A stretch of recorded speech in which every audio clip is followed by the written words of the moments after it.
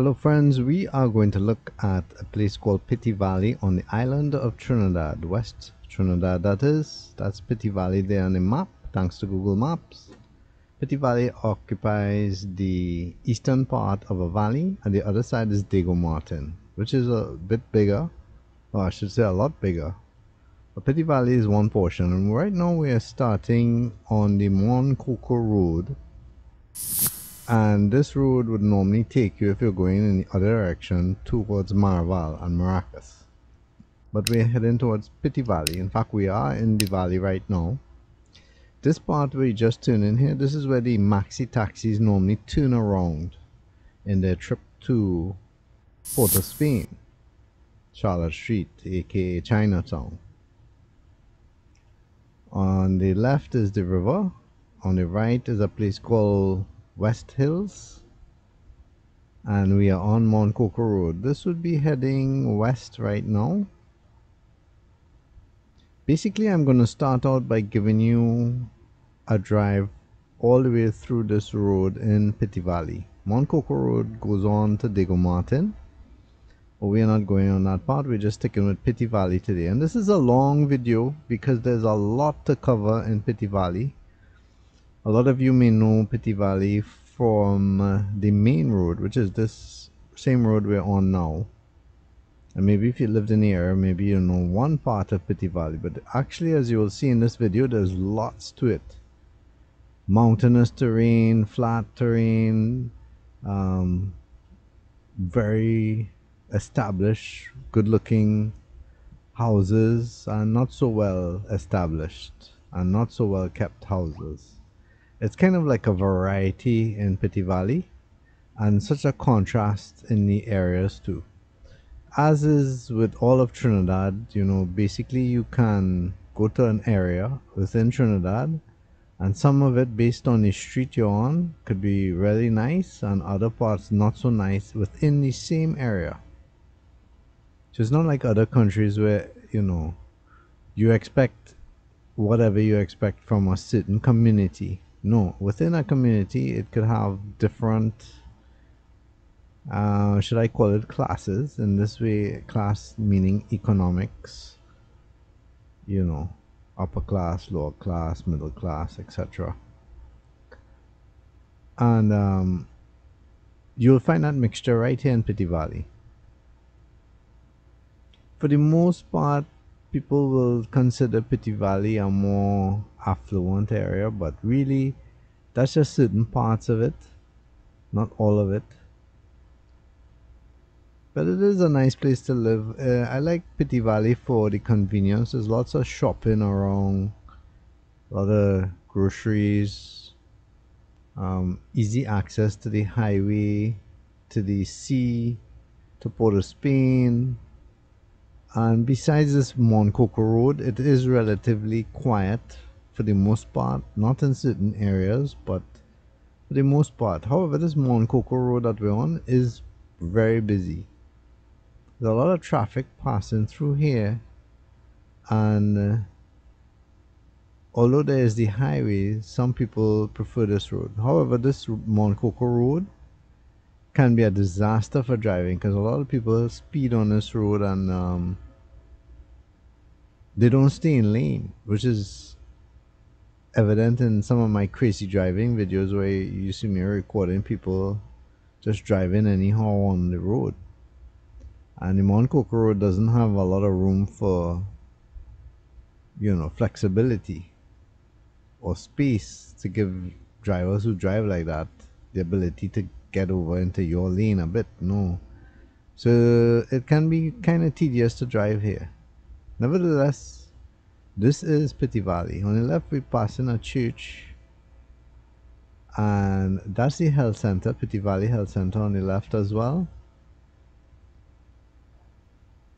A police booth, the representative for the area, and most of this is residential areas. One of the popular places that most people know is Alyce Glen, which is what we're passing right now on the left. Then you have Massey stores and a lot of other stores there too, an insurance company, etc.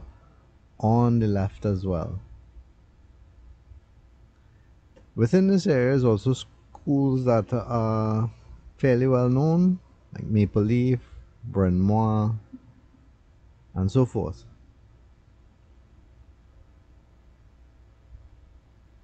Now, I have been in this area since I was a child, one of the areas that I lived, and Petit Valley more or less keeps the same look. The only difference I could tell you of how it looks now compared to when I was young is just simply there was more green. There weren't as many houses, especially on this strip. This strip of land on the left used to be more green, more just mountain and hill. As the years go by, you see a lot more people building up and encroaching on the road. One definite modern look is this private health center, Petit Valley Medical, I think they call it. On the right, we just passed it. Run by some doctors, and that place is fairly well modernized. It used to be a pharmacy there and a tire shop at one time, and now it's, private hospital. Now if we went straight, we would hit the Diego Martin Highway and be in Diego Martin. So this sort of starts the tour from this end of Petit Valley and Hillcrest Drive going up. Now you will notice that a lot of the residential areas do occupy a lot of the mountainous terrain. Where we drove is the flat part of the valley, and most of the houses occupy the mountainous or hilly part. And as you can see now, we're just ascending. So as you leave the main road, it's one big ascent. Now this particular area we're in right now, you can tell, or maybe you can't tell, I don't know which, but the houses are more upscale. One big hint for that is the manicured gardens and trees. You don't see that in other areas, and that's quite a shame. I mean, being that we're in a tropical island, there should be trees and flowers everywhere. But mostly the more affluent people do it. The others don't. They're just kind of interested in concrete and nothing else much. Which is quite a shame, because I remember growing up and basically anybody from any part of society would be interested in plants and trees. But it's not like that anymore. As we turn around here, you can see how high up we are compared to the houses down there below. And in some parts of this video, we will go even higher. This is like nothing.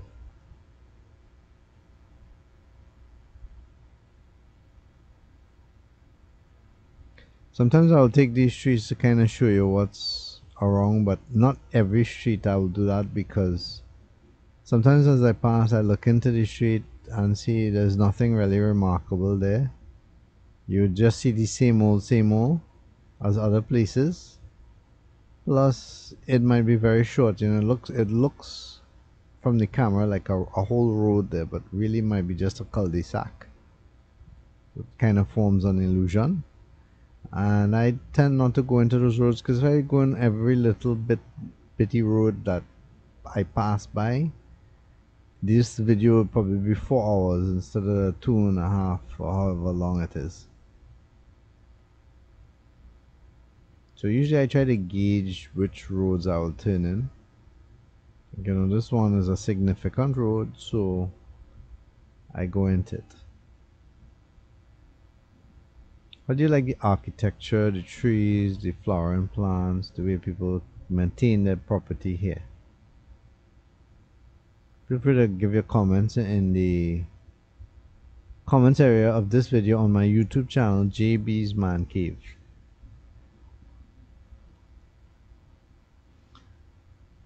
Maybe some of you have been crying out for long videos. Well, it does take quite a bit to make these long videos. And as I've said in my previous video, if you saw the one of Buenos Aires to Faizabad, I was going through a lot of struggles and things that I had to do, and so far I've more or less accomplished it, but it's still continuing. Now I've had a little time where I could make this video, and you can see by the length of this video and the time and effort that went it. If you so desire, please do help me out by contributing monetarily. If you can go to jbsmancave.com or jboard.com and click on the donation link and make a donation. Show your support for what I am doing here, because this takes quite a bit of effort, and I don't know anybody else that does it in this format. I do know there are trainings going around to different areas and recording, and most of it is just talking and the camera shaking and stuff, but to have continuous video for this long, I don't think anybody else does that, and nobody else probably explores in this manner. They would just stick to the kind of touristy stuff, but I like the raw, and I'm sure you appreciate that too. Seeing things as you would, as if you were there with me in my truck. Now, of course, that road, I'm turning around now, but you would have seen a road on the right. That road was too steep. I mean, not that the truck can't go up it, but it was too steep to have any real significance, because it ended like in about 50 feet, and I didn't see any place visibly to turn around. In fact, throughout this video, you'll see that I had a lot of struggles turning around in certain places. Now check that foundation wall. That is a significant wall to keep those houses up there. And in this video again, you will see some very interesting architecture that I didn't even know existed in Trinidad. In fact, this video allowed me to, in the making of this video, it allowed me to see things in Petit Valley that I didn't know even existed. So I'm sure you will also be equally amazed. Make sure and keep on looking. So we are descending here, and as we do so, you can see some of the places on your right and in your left. It's a different view than when you are ascending. You can also get a good view of West Moorings up ahead, Victoria Keys, and so forth, up in the distance, in the ocean. I'm going to turn right here and cover some of these streets.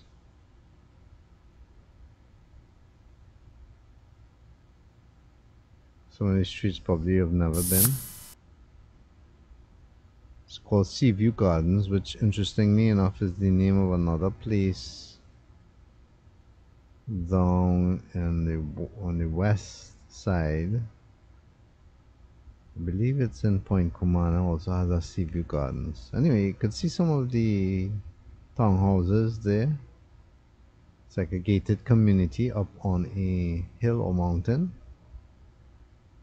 Some of these are fairly new, weren't there when I was a child. So maybe not so new, but new for me.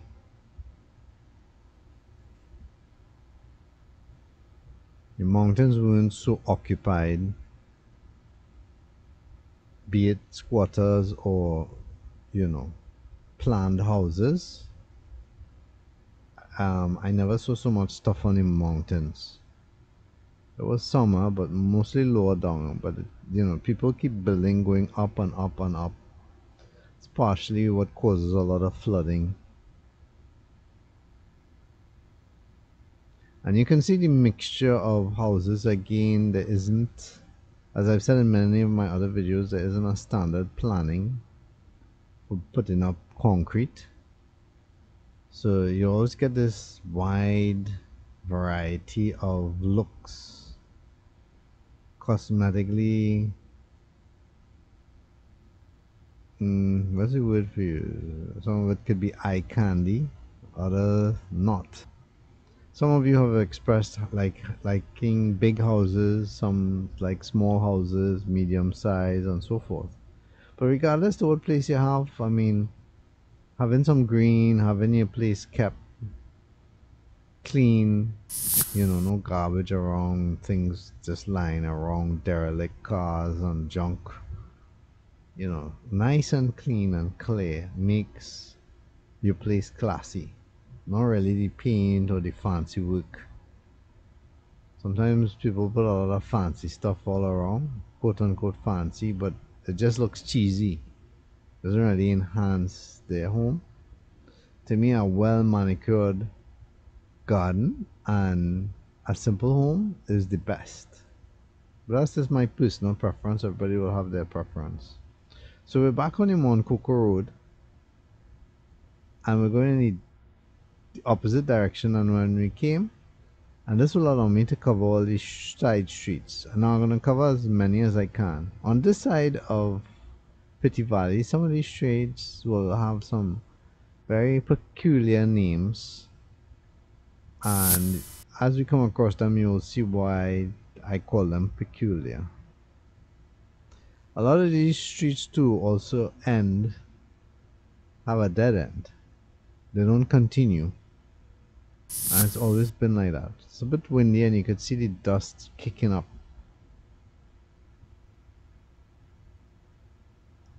But fortunate for me, there was no rain today. Even though it looked like it was going to. You could see the wind blowing against the bushes there.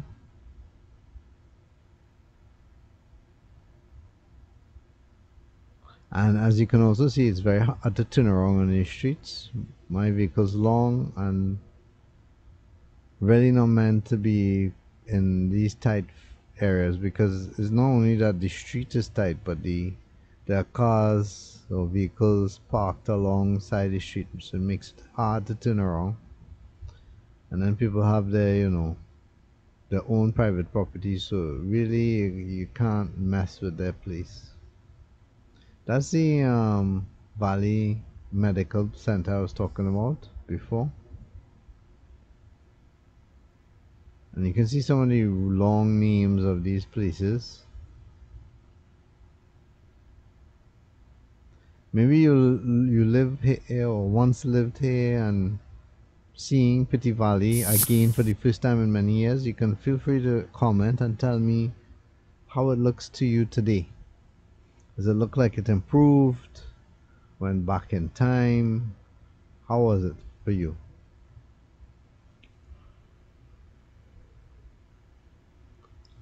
So one of the ways, as I was saying earlier in this video, that you can support me monetarily, but if you can't and you still appreciate the work that I do, please do like, comment, let others know about JV's Man Cave, let them know about this video. It's all appreciated. Of recent, I've been experiencing a lot of growth, lots of views. I think I hit the 3 million views mark, which is great. To keep it going.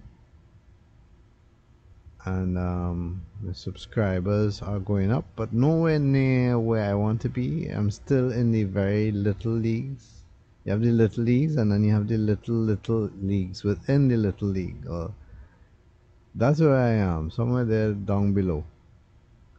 And as I grow, I hope to be big enough that I can have a significant influence online. Not quite there yet, but coming. I didn't have access of recent to a lot of my channel interface, and I had put up a video about a good man that was walking on the streets, and he noticed an old woman that I referred to in the video as Granny trying to cross the street, but nobody would stop for her. And he put out his hand to stop the vehicles, put out his hand so she could take it and hold, and helped her cross the street. As she was crossing very slowly, I was commenting that, you know, that's what makes a man, you know, doing good deeds, being kind, thinking of others. It's not about your bling and your vehicle and if you could wash it and you could wax it and your house, how big it is, and you could flash money or you could use a Visa card. I mean, that does not make you a man. What makes you a man is in the way you treat others. Your willingness to help and stand up and stand for what is right. I mean, he could have easily passed, but he saw the woman struggling to cross, and he put himself out there, stop the vehicles and help her to cross. You know, those are the acts that make people have hope that all is not lost. You know, we don't have to be overridden by crime and bandits and scammers and fraudsters, but there are good people who still will look out for you. And you know that is the case of Trinidad as well. There are a lot of people that do good things, want good things, and hope for good things. But it always seems like there are a lot of bad people that act like if they are the majority, but they're not the majority. It's just that what they do is so bad sometimes that it looks like if it's the whole nation sinking into a criminal element. Now, a lot of you would argue that, well, there are a lot of criminals walking up and down and they don't always rob or steal. They commit other acts in a very friendly way, and I know about that. I've encountered many scammers before, but I'm a little more seasoned, so it's not easy to sway me. But I can easily see how in this digital age where a lot of people growing up now don't have good communication skills, let's put it that way, or not socially apt about what could happen, I can see how they would fall prey for something like that. Continuing in the valley, you would have seen the slide of some of the names of the streets. Some of them kind of funny. More to come on that.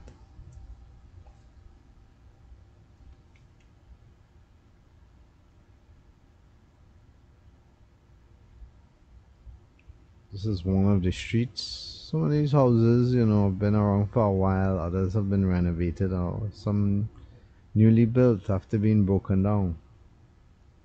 However, for these streets, I really wish that anytime there's a dead end, that some sort of leeway be given for vehicles to turn around. I know some people argue, well, you shouldn't have to turn around because this is really for just residents and they will turn around in their yard. But that's not always the case. That's not practical or realistic because, you know, in any given area, you have delivery trucks, you have people might get lost, need to turn around, you have visitors even. So it's not practical to just say, well, oh, it's just residents. No, there should be a facility where you could turn around at every dead end. Some sort of circular or something.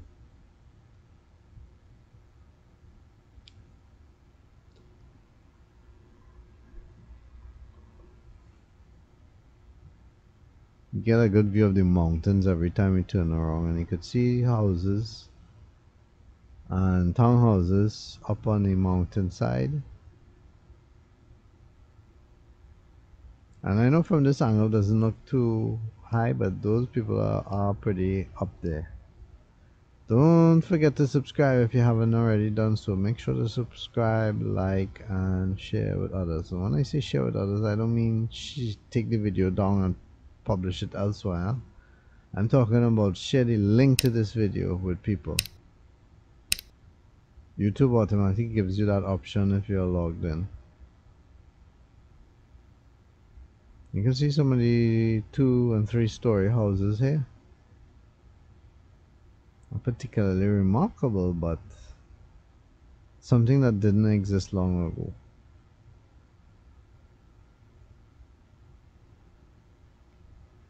A street with another interesting name.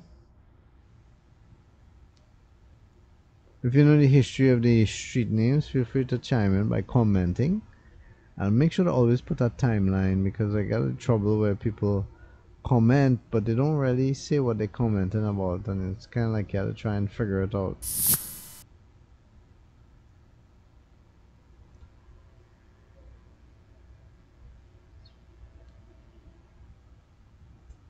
Again, another dead end to turn around. If you're from abroad and you're watching this, you'll notice that everybody has a wall. It's not like, for instance, the states where a lot of the properties are open. You know, there's no wall surrounding a property, so you could practically see straight into another person's yard and practically walk within another person's yard easily. But that's not the case here. We follow, I believe, is the Spaniards' tradition of a wall, and that wall helps keep dogs in, pets in, and hopefully criminal elements from robbing your house or whatever. Doesn't always work, but you know, nevertheless, walls, I like walls. Never like the idea that people could just walk up to your property and just do whatever. How you liking Petit Valley so far? Have you seen some of these areas? Make sure to let us know in the comments area. I always like to read your comments. Keep it simple. Don't go on politics or any kind of crazy stuff, because in the end I will have to delete that. Just keep it simple. So we go up with this mountain face, and you can see how steep it is. Unless I would have had to use my 4x4. But I'll see. Not always. Sometimes if you see me stop, it's because I'm engaging 4x4. But in this case, I didn't stop because of that. I stopped because that's private property. So you can always see the contrast of places. This is me probably trying to turn around again or escape this, and there isn't really a place to turn around reasonably.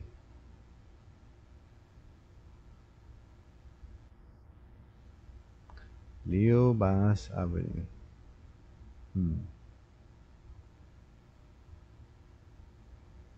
That's one thing too, if you plan to make your own road trip of Petit Valley, be prepared to do exactly what you see me doing. Turn around when you hit dead ends. So, takes a lot of patience and driving skills. I wouldn't drive up here if you're new to driving or inexperienced, because you're likely to maybe have an accident or hurt yourself in some way. You need to know how to drive well to come up here.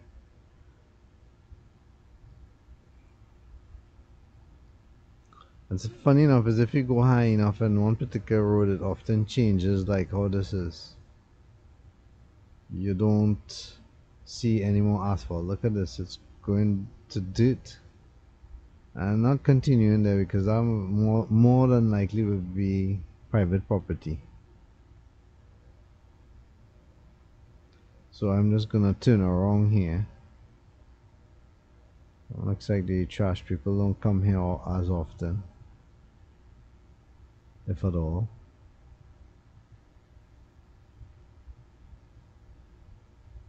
But there's a spectacular view there. As we turn around, you can see it. How are you enjoying Petit Valley so far? Make sure to comment, let me know. Is it what you expected? You didn't know you live in the area and never knew it had these places? Do comment.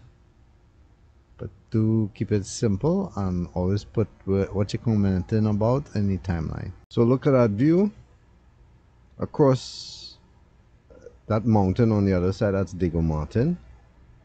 La Puerta looks like. Now you can see the steepness, or maybe you can't, depending on how you're viewing this. If you're on a larger screen, you'll be able to see it better, but you can see how steep that descent was. As we continue down to the flats.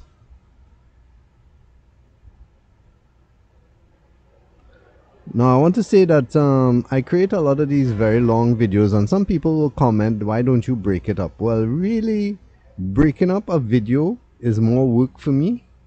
Plus, I notice most people tend to get lost on YouTube.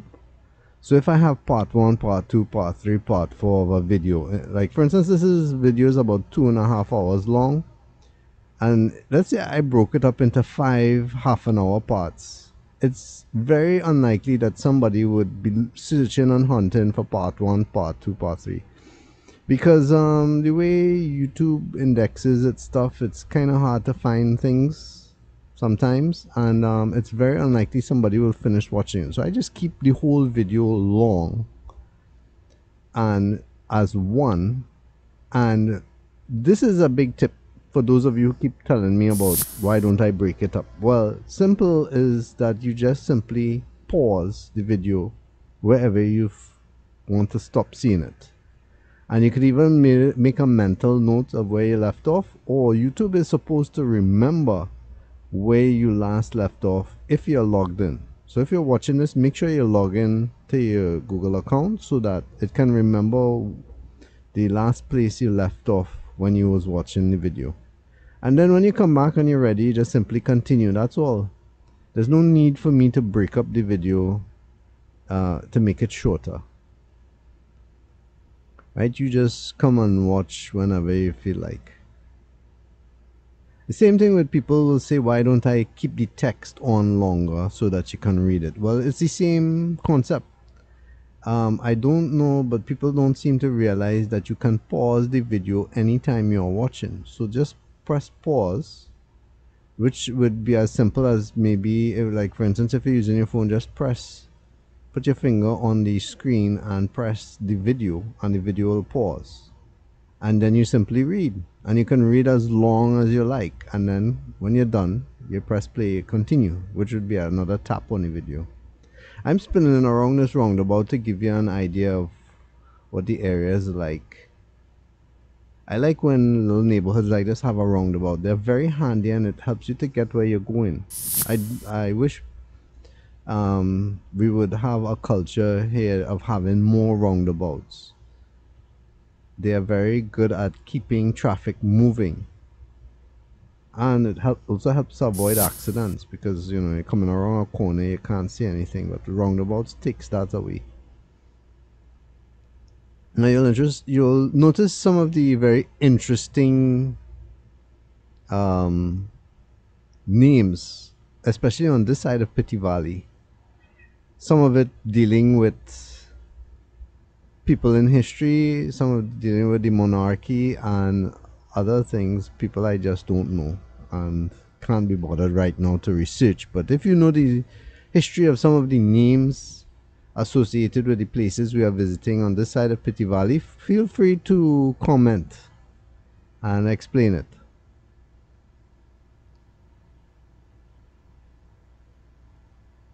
And like I said before, you know, it's very hard to turn around. They don't make provisions for people to turn around here. So my truck is kind of long, around 17 feet.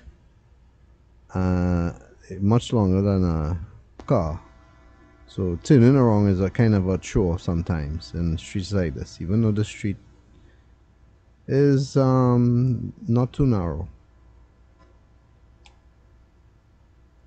Now the interesting thing for me about this part of Petit Valley is that there are a lot of back streets and side streets.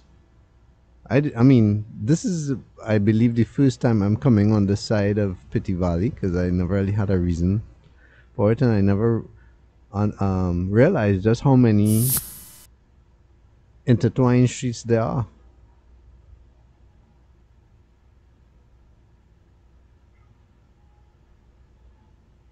One thing looking at the houses here and the houses like in another country, like the States or England or whatever, you really realize that we really have a bigger or more freedom of expression with regards to the way we both design and keep our houses, because I have to admit that even in the States, the houses kind of look the same. maybe they have a colonial look or American Revolution look, where it kind of looks like a dolly house look with its French style windows and doors and stuff. But here, you have a variety of looks and designs, which I appreciate. And I also appreciate more the way our houses are built with concrete and metal, not a set of wood and stuff. I mean, they do use blocks, concrete blocks abroad, and they use solid clay blocks. But those seem to be only used on houses that are for the more affluent.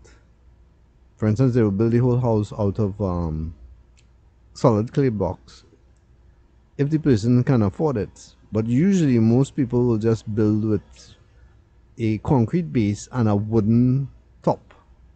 So the structure is made out of wood. And for me, I don't understand that, because considering the kind of elements in abroad, I mean, they have to deal with tornadoes and um, and all kinds of weather and different things. They should be more you know how to say it, more proactive about the way they build their houses, concrete and metal rather than simply wood. Because wood, is like the story of the three pigs and the big bad wolf. One who built out of wood, was easy to blow his house down. And that's actually what happens when you see tornadoes pass through the states. But we don't have big tornadoes here. I mean, we get some out in the ocean, but hardly on land. And they're more like water spouts or whatever they call them. However, we do get storms every now and again, and our houses always remain strong. Earthquakes too, they stand strong because of the way they're built. And that's one thing I miss when I go abroad, seeing how our structures are. I think if I was ever wealthy enough and I was living abroad and I was going to build a house, definitely I would implore some of my knowledge of architecture to design and make sure the house is built with materials that will stand a lifetime. Yeah, actually, I did do some classes in architecture, so I have a little bit of knowledge on that. Definitely not an architect, but I have design plans on stuff. One of the numerous jack of all trades kind of skills that I have, master of none kind of situation, yeah.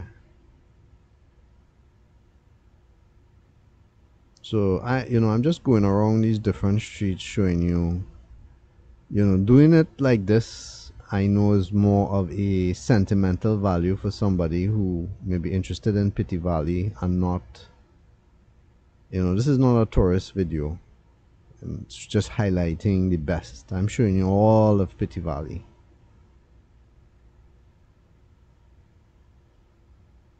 And there's still so much to see because I still have to go up on that side of the mountain, up in the background. So look at the name of this, Dr. Jonas Salks Avenue. I mean, who was that person? Do you know? You can always give the history. Sometimes I'm in two minds to turn down these streets, but sometimes I want to do that. I like how this person keeps their greenery and stuff around. It's very nice.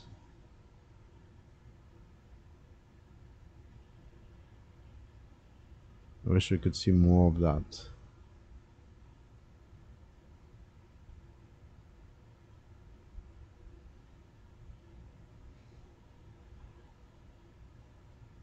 Actually, Petit Valley does pretty well at keeping it green. And that's all areas, not just the upper class areas or the middle class areas, but everywhere in Petit Valley there's a lot of green. And I just hope it maintains that look, that aspect, because Every day I just see more and more concrete, and it's not a good look.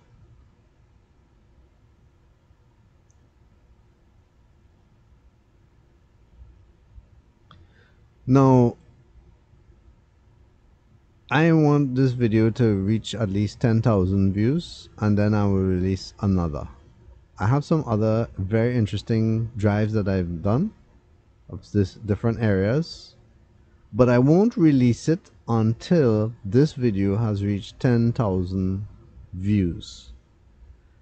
So if you would like to see the next video after this one, the next drive, help me to get this video to 10,000 views. I mean, I know it will reach 10,000 views at some point or the other, no doubt about that.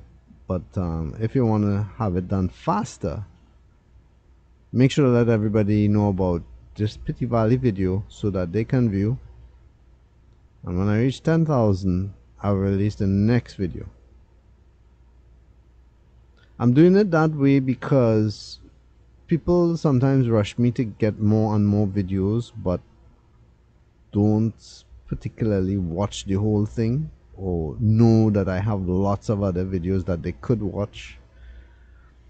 And I really need to cover more than Trinidad. The problem is a lot of people, I know a lot of Trinis on my channel, but I you know, JB's Man Cave is not exclusively about Trinidad, and I think a lot of Trinis get wrapped up in a lot of the other Trinis that do YouTube, and their focus is always Trinidad, but that's not my sole focus.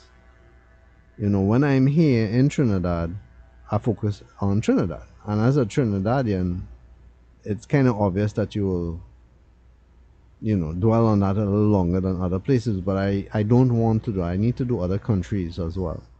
So when this reaches 10,000, I'll release another video and so on. This place here, it used to be that you could go straight up and pass that gate, but you can't anymore. And it looks like if the gate is opening for me, but it's not. There's somebody behind me that's going there. And you know, as I've mentioned in other videos, crime and security and different things has caused that to happen. Now that school on the left is a Canadian-based school, Maple Leaf, and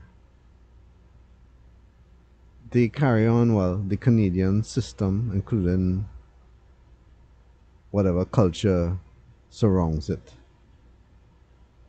I have no experience, nor do I know anybody that attends there, but you can always comment and let me know how it is. This here is Massey. It was formerly Hilo. It's a supermarket, has its own bakery and pharmacy. Most groceries are like that now, where they, and that's not just garbage thrown about it, those are actually bags with plastics or recyclables in it that's placed there. It's just overflowing. It needs to be picked up, but it's not garbage. Yeah, most groceries have their own bakery, their pharmacy, in addition to the regular groceries, and sometimes they also have household items. So most groceries here now in Trinidad are like that. You could get multiple things in one go, basically to keep you there and keep you buying from one place. Now you see this apartment building on the left, that's my kind of style. You see how modern it looks, simple and modern. I like that. This is Alyce Glen. Alyce Glen is a place that most people know for some reason or the other as being associated with Petit Valley. I don't know if it's because of the ad that the Ministry of Agriculture put out every now and again about the giant African snail. One of the places that snail, which is like almost like a predator, you know, just infects everywhere like a parasite. One of the places that giant African snail propagated a lot was right here in Alyce Glen. I don't know how that came to be. If you have a theory or you have knowledge on it, feel free to comment in the area, but don't mention any names, locations, or whatever. I mean, just keep it general, please. some of you all make some really nice comments, but you go on into too much detail, mentioning people's name and address and location and political affiliation and all this kind of thing, and I have to end up deleting it. I mean, I really wish I could have edited that out and just keep your worthwhile comments. But because you mix it with all that stuff, YouTube doesn't have a facility for me to kind of filter out that, so I have to just delete it, because I can't have you put in people's information on my channel, nor advertise for any political party. That's not what JB's Man Cave is about. So if you would like to see your comments up here, keep it general, please. You have a theory, you have a comment, you have a something controversial, I don't mind all those things, but keep it general. Keep the names and locations out of it. And please also make sure that it's related to the video, because some people will come to a video, let's say like this Petit Valley, but speak about something else totally unrelated. I mean, I know it's hard to communicate with me, but and when I say hard, some people just use the videos to communicate other general things. But I would ask that you kind of mix, mention the video, whatever, and then you could ask your off-topic question or whatever, rather than just make it completely about something else.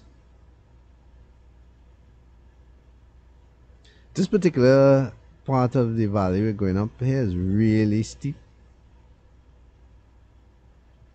Some apartments, townhouses, whatever, at the top there. But when I spin around here, you can see the view. It's very nice.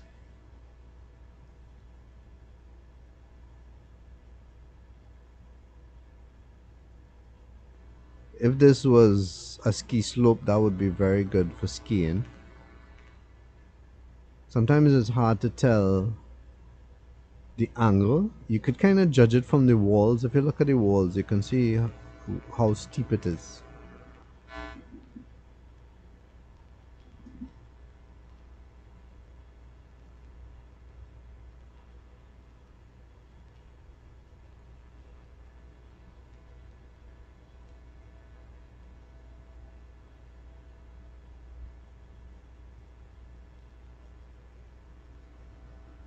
Getting a slight hum.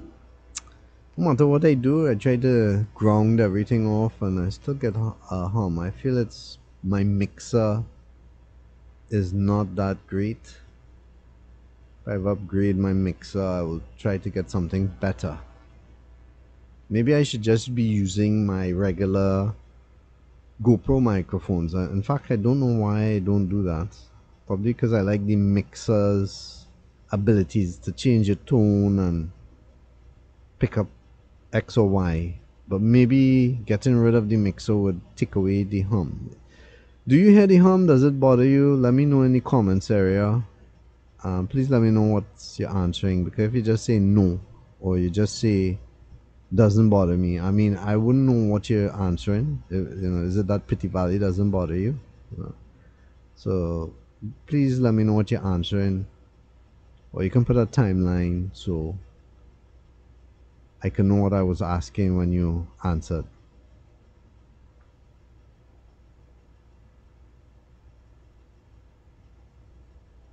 Trips like this take a lot of time, a lot of fuel. You can see how long I'm driving, and I'm not driving flats. I'm driving up some serious inclines.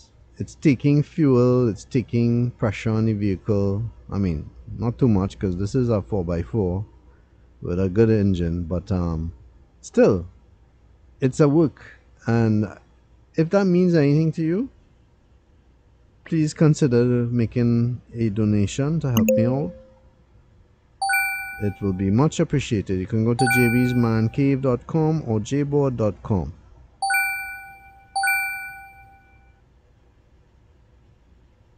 Some people will write, and I guess quote unquote haters, and they believe somehow that I am one of the well-to-dos, and really I am not. I don't know what they're using to judge, is if it's my experience or my accent or whatever, because some people are, you know, say I don't sound like a Trini, and I'm like, what? I don't sound like a Trini? What does a Trini sound? I mean, I have to speak dialect, I have to speak broken English, I have to not pronounce my words properly. There are actually a lot of Trinis that sound just like me and speak just like me. I mean, maybe in whatever part of the country you're located, people don't speak like I do, but that does not make me any less of a Trini. That, you know, it's kind of silly. However, my point is that no, I am not affluent, I am not wealthy, I am just a regular person trying to survive like everybody else, like the majority of people in this country. And so making these videos and taking time to do this is in itself a sacrifice. So don't think that, oh yeah, JB can afford this, he can do this. No, no, no. I do need your support. And some of you are really good at supporting me. I really appreciate it. You know who you are. Some of you have given me monetary donations that really help me to take care of some of the things that I need to do, including the same things that I mentioned, put fuel back and even make repairs on my truck when I need to, and so forth.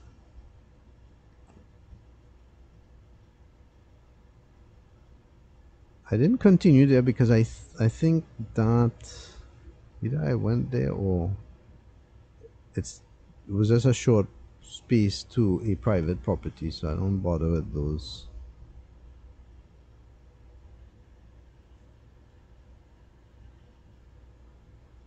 You know, nice bougainvillea right there, purple color. It's beautiful. Now this part of Petit Valley, Alyce Glen, I really like. I have always loved living in the mountainside because it's quiet. You don't get a lot of thoroughfare when you're living on a mountain. It's just too much work for people to be walking up and down, so you know, you don't see people walking up and down like on the flats. That's one of the big advantages of living on a mountain. So if you ever thought, should I live on the flat or the mountain? Well, it depends on what you want. If you want to see people walking up and down, live in the flat. You want it real quiet, nobody disturbing you, go for the mountain. Now, because of where these vehicles was situated, it made it really hard for me to turn around. You can see the trouble because I'm turning here. This would have normally been a 3-point turn, but in my case it would be like a 8-point turn because the road is narrow. There's a truck to my left blocking that turn. So you can see here where I had to stop that. I couldn't make that turn there. I just didn't know how to do it because, again, my vehicle is long. So in the end, I just reversed back the way I came. Sometimes that happens.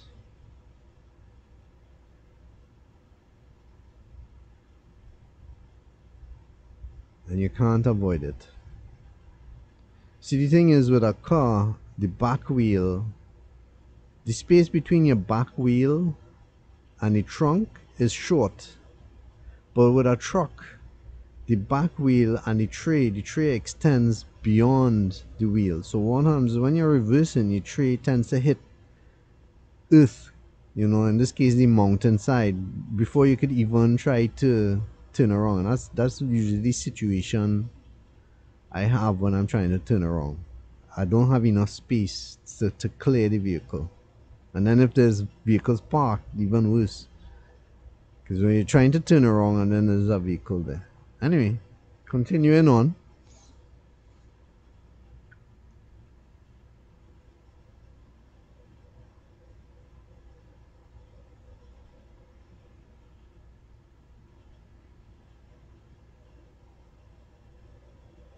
A lot of humps.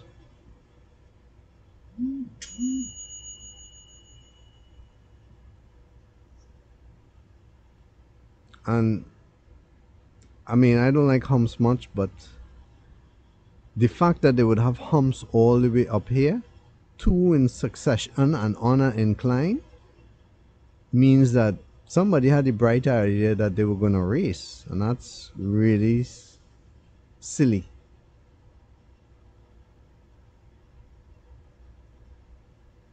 Could use some humps by where I live because the people fly past and they kill animals and stuff, and who knows if it was a child or somebody crossing that they would be hit too. It's sad that people can't have a little bit of self-control to drive. You're passing through a community, a residential area, you're not on a highway. Slow down. And a lot of times people racing to go nowhere. They're just racing to go to the grocery or racing to buy some doubles or whatever. It's nothing. It's not an emergency, nothing serious or whatever. People just racing all the time.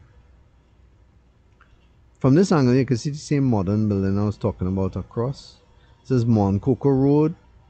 As I turn here, I'll be turning north and continuing. So as I continue on this road, I try to get all these streets left and right, as many as I can. Not all, not every single one, because some of them, like I said, kind of unremarkable, and they are blocked in such a way that I can't really turn around. So it makes no sense for me to go down there and find myself in a situation. You can see how some of these roads communities had their prior security gate and whatnot, and it's no more. I think during the crime waves of the early 2000s and so forth, every community just started putting them up, but putting them up illegally. You can't just do it. You have to get permission, because you remember, these are public roads. They are paid for by taxpayers, so you can't just up and say, what, let's just barricade it or let's just stop it. I understand why it is done, but there's a process to doing it. I like how this community has their own little park there, albeit next to the highway. But it's nice when each community has their own little park. I find that should happen more. Keep the green and keep a place where people can just relax for a bit outside of their home.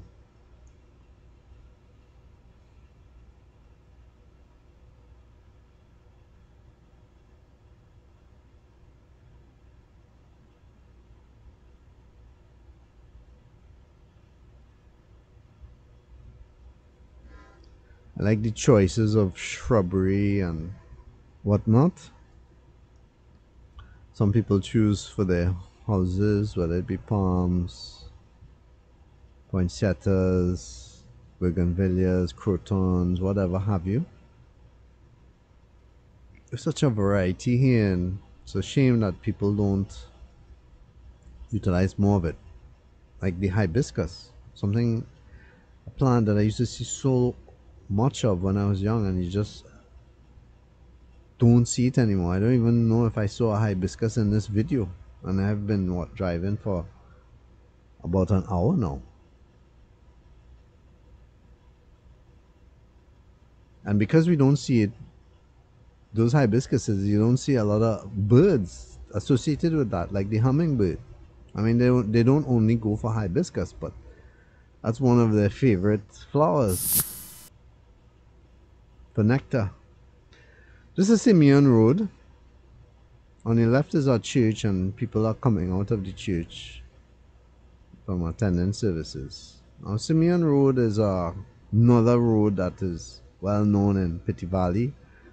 For both good and bad, there have been a lot of highlights in the news because of Simeon Road and Sparrow Drive, which we will go on just now. Most of it being crime related, unfortunately. According to the police, it would be a gang warfare and different things. But I mean, for me coming up here, I didn't feel like my life was at risk, nor did I feel like I was being watched or could be robbed at any moment. Sometimes a lot of crime happens because people are passing through an area rather than the area itself is, just full of criminals. It's more like, somebody coming from some other place into this area and looking for trouble, more than to say, you know, this is the way Simeon Road is. Period. It's not like that. Now, I can't say for all the times because this is a daytime period. Maybe at night is not as safe. However, if you're from the area or familiar with Simeon Road, you can always talk about it in the comments area. Again, keeping it general. This particular road, as we are going up, you can see it's getting more and more steep. And I'm trying to go to the max of it for your sake. So if you have never been up Simeon Road this far, you get to see what it looks like. The view from here is spectacular. However, getting around these vehicles and stuff, wow. This particular part here, I mean, nobody should be parking here. I just don't understand it.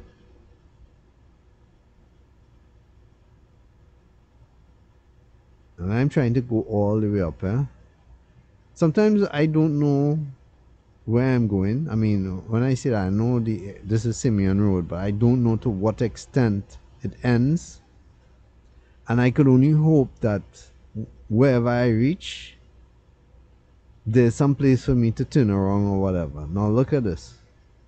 Absolutely nowhere for me to turn around. So this is the end of the road, as it were. And I was like considering, how do I turn around here, boy? Because the road is steeper.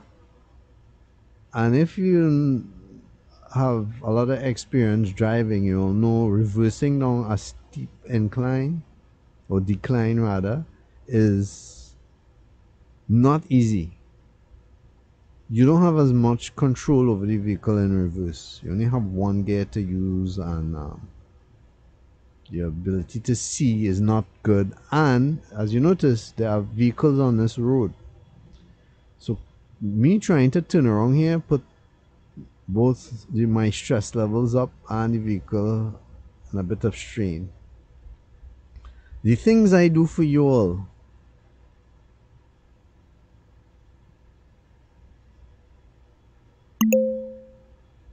Again, if you appreciate what I do, you can go to jbsmancave.com, jboard.com, and you can hit the donation button and give your support. I can promise you nobody else makes videos like this about Trinidad. Yeah, there are lots of YouTubers there and they do their thing. They do their thing well at showing certain points about Trinidad, but they don't show the raw of areas and in as much detail as this. So this takes a lot of time, a lot of editing, and so if you like it and you appreciate the work that I do, please consider your donation. And if you can't donate, you can't afford it, you can't meet your ends at the end of the month, like me, you need to just like, share, and share as in share the link to the video so others could come here and watch, and just comment, just give positive vibes. In so doing, this also helps my channel.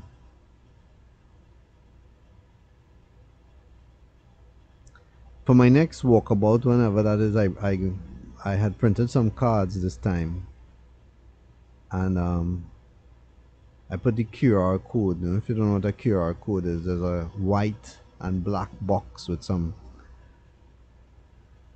strange looking blocks in it, black and white, that are not readable to the human eye but can be read by computers, usually your phone or a scanner. and that gives the link to subscribe to my YouTube channel. So I put that on the card as well as the links and so forth. So this time when I walk about wherever that is, or go wherever I need to, I will be sharing that.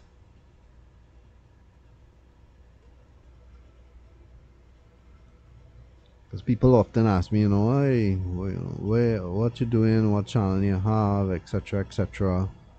Some people recognize the vehicle, which is kind of odd because I don't show the vehicle much. Maybe they picked it up from watching some of my trips. Some people will recognize me. Um, but those are people already familiar with the channel. No, most of the people who don't know about me, the cards will come in handy to tell them about it. So I can only imagine if another vehicle was coming up here at the same time, how hard this would be to get out. But thankfully, no vehicles was coming out.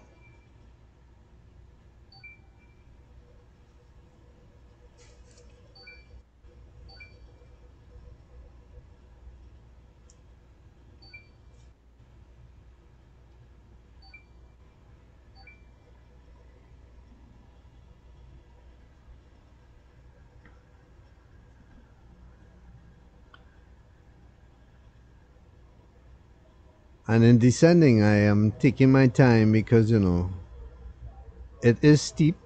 There's no reason for me to race down here, and I also have to be wary that there are cars that can be coming up as well. And because there are vehicles already parked on the road, I would have to have a heads up of any vehicle coming and where they may be going. So I was in one mind as to whether I should turn left here, because as you notice, I haven't been going right or left per se. And I said, okay, let me try this one. Check those vehicles parked on top of there. Wow. Now I was going to turn here, and then I was like, what the heck? I can't even bend around that. That was just impossible.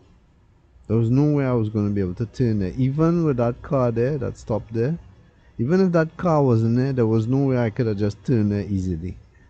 I would have to really be turning around. So I kind of stayed here, and if you notice, there was a guy coming down the road. There he is, very helpful.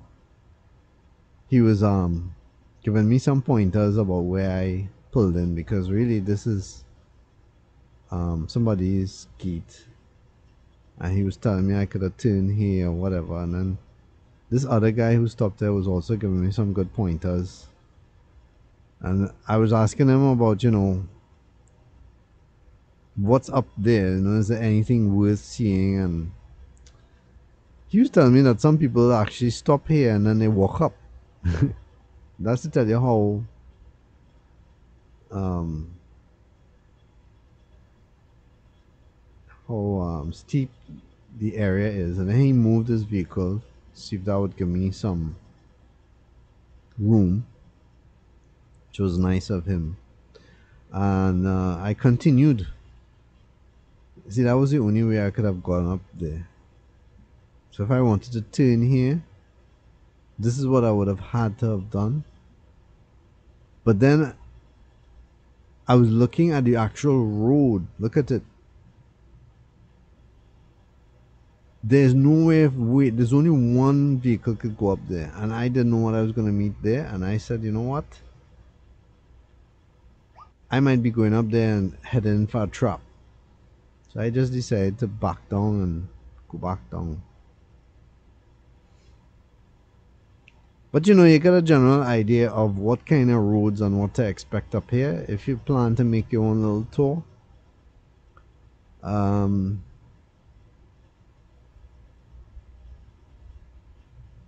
Choose your streets wisely, or use a vehicle, probably an SUV that has the 4x4, but not so long like mine would be better.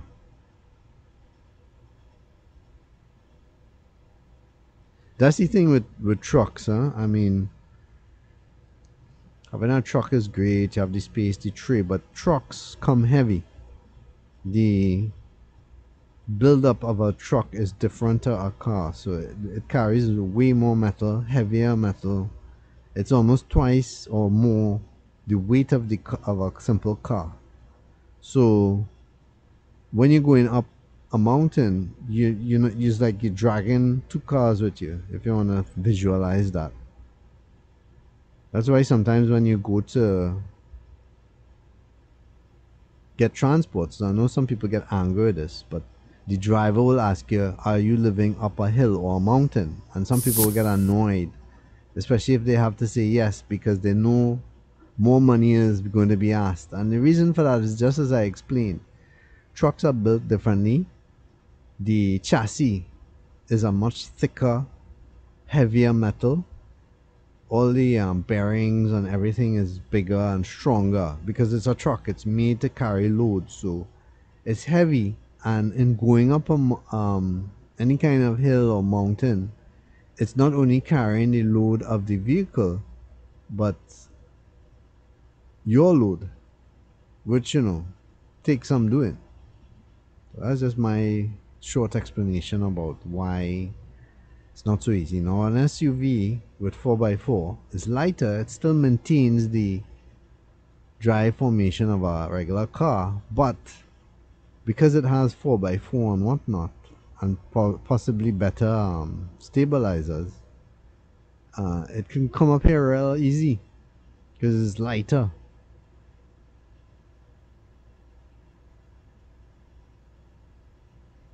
Well, I appreciate my truck, especially if I had to buy between the two, because from prices I see SUVs and trucks more or less cost the same, and I'm like, why would I want an SUV when I could have the ability to carry stuff? It's nice that that truck, blue truck, stopped, tried to give me a space, but really where he stopped there, there was no way I could pass there. Like I said, these roads are already narrow, and then on top of that, you have people parking on the road. So it's like, wow, real navigation. Now, let me tell you, I'm going up here, and I honestly felt this was like Paramin. And I could almost say at the top here, I couldn't go all the way to the top because it was worse than Paramin. If you ever get the chance to go up here Sparrow Drive, tell me how you fared. Because for me, it was like, wow. Check that road coming up there. See that small road? Look at how small it is. And that is super steep. Don't know if you can tell, but it's like, wow. That had to be a 60 degrees. Honestly, I can't see it being any less than that. You could see the road is almost like a wall. And it is so small, I didn't know what was up there. If I would be able to turn around or whatever. So I said, you know what? I am not going all that way. I'm going to turn around right here. And in trying to do that, I also found myself in some difficulties because the road itself is so darn small. So that's one of the considerations you will have to make if you decide to come up here. What to do with your vehicle and these small roads, especially if it's a truck. So watch out for that. So you can see me trying and struggling to find a way to turn around my vehicle because of these small streets. And again, you can't tell from watching a screen just how steep it is, but I had my son with me and he was literally bracing the vehicle. That's how bad it was. This looks like another road up there too, but I wouldn't have even dared go up there because I don't know what the foundation is like. It's like a private road.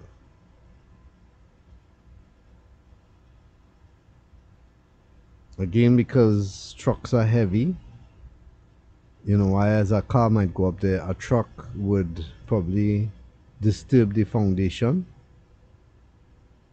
So now you can see what I was working with. Now I have to make a hard turn on the right, to the right, and bypass that black car in order to go down. And that itself too was also a bit of a struggle.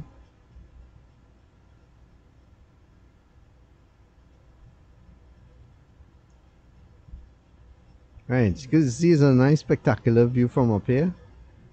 But wow, certainly took some doing to turn around there.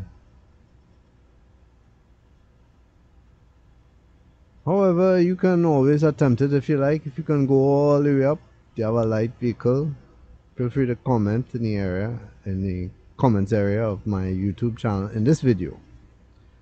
Some people get mixed up with their videos and they comment on other videos within other videos.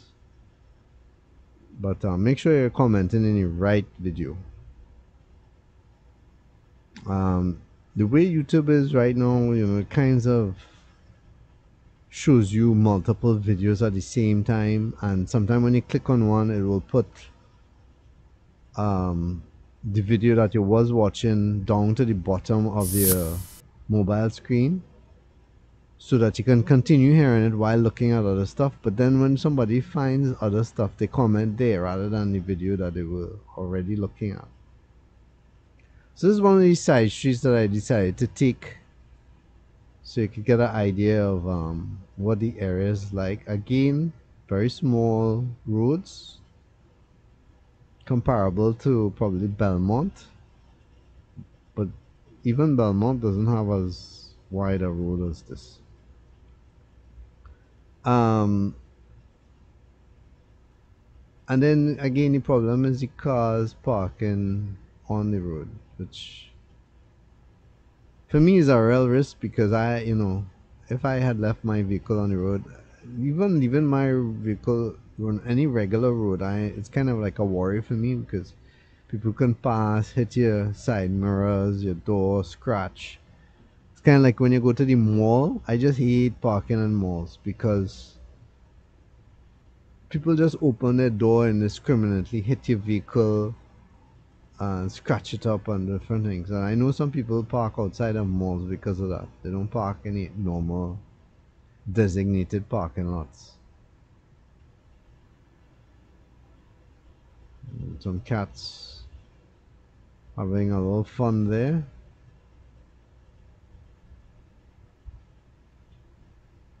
So I thought I was going to make a loop, but then I encountered this, which was kind of an oddity for me.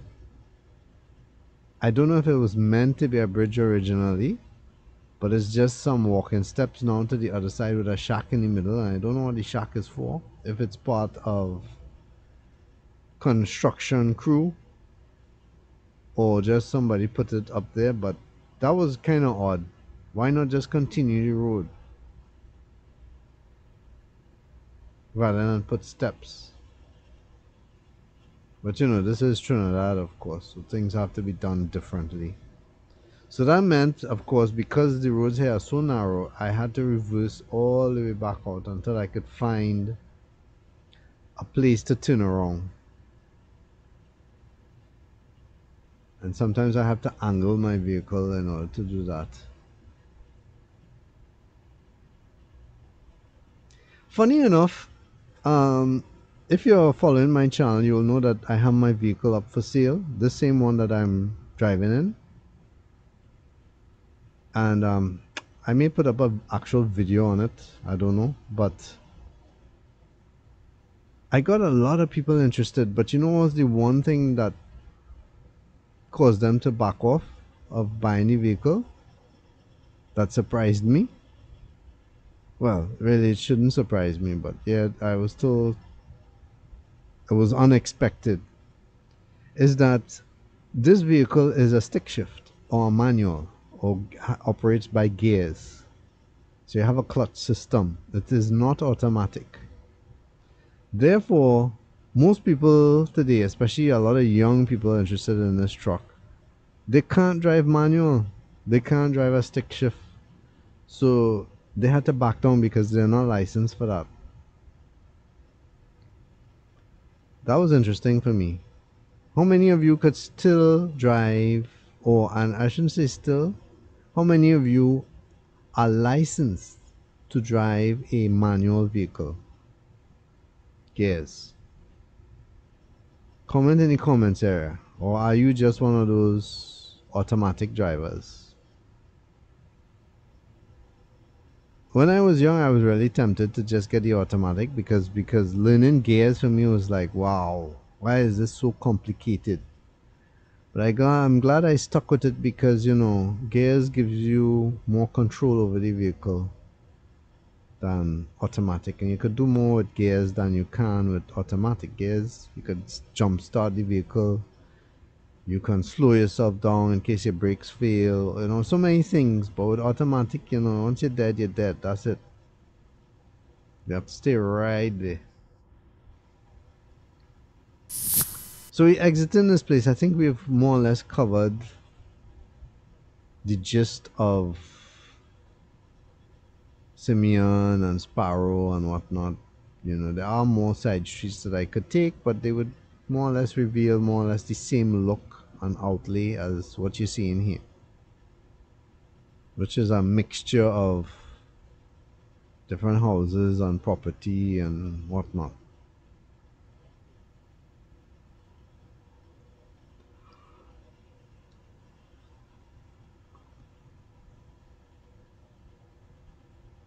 It's a commercial enterprise on the left there, no?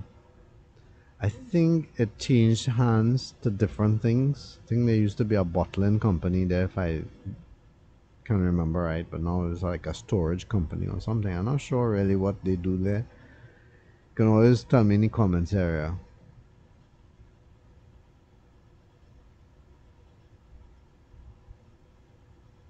Most of the vehicles that run up here too, as far as transportation goes, are PBs, PH taxi. I don't think I've seen any H taxi working up here, but if it is that you want to visit somebody, the taxis are parked always on the left here by this Petit Valley Health Center. That's the Petit Valley Health Center on the left, and those are would be the taxis there.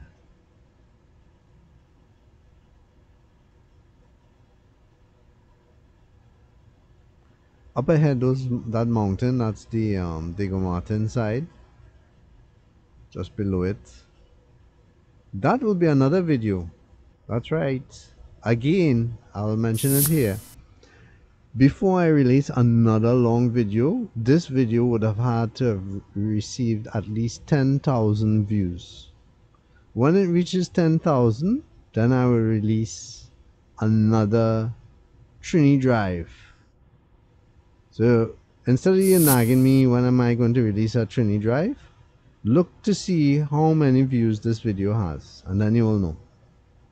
That's my new approach, because I've been showing a lot of Trini stuff and neglecting a lot of other places that I need to cover and other places that I've been, and I keep saying I have to do that and just never get around it because people will keep saying Trini, Trini, Trini. Yeah, Trini fans, I know you want to see a country, but you know, we need to keep space for other places too here on JB's Man Cave. And I like this look here, particularly house or whatever, but just the green. With nice tall trees and whatnot. Make the place cool, somewhat inviting. I just like that. So this would be on the other side of Simeon, opposite Crystal Stream, which we will cover just now.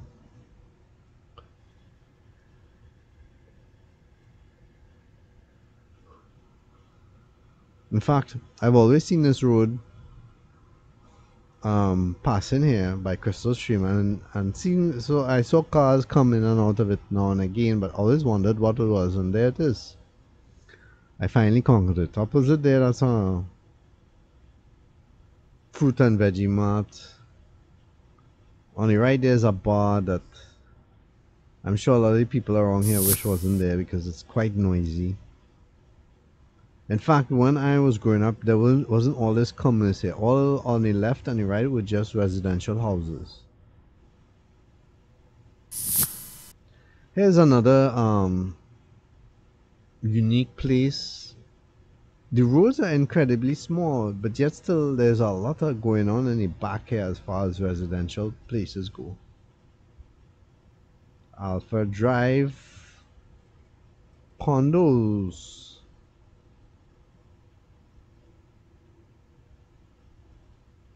Looks, I don't know, that the look of it doesn't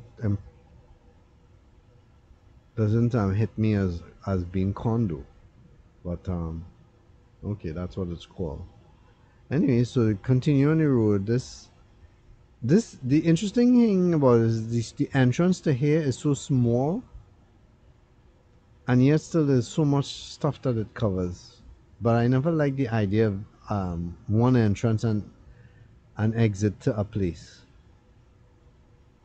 These houses are right next to the highway, the Martin Highway. You'll actually see it when I bend this corner here. See, that's the highway passing there. There's always that flood alert sign. I believe when it really floods or it floods bad, the water does come on this side. I don't know to what extent. If the people here get flooded out or not. If you know, you can always comment again, specifying what you're talking about in the comments area. But I think they get flooded out here. That's when the Diego Martin River, which runs parallel to the Diego Martin Highway,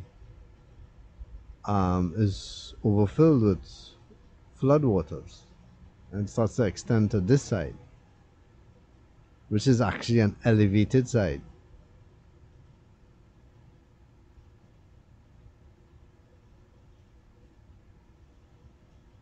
So you see all those houses, and they come from this one little road leading from Crystal Stream.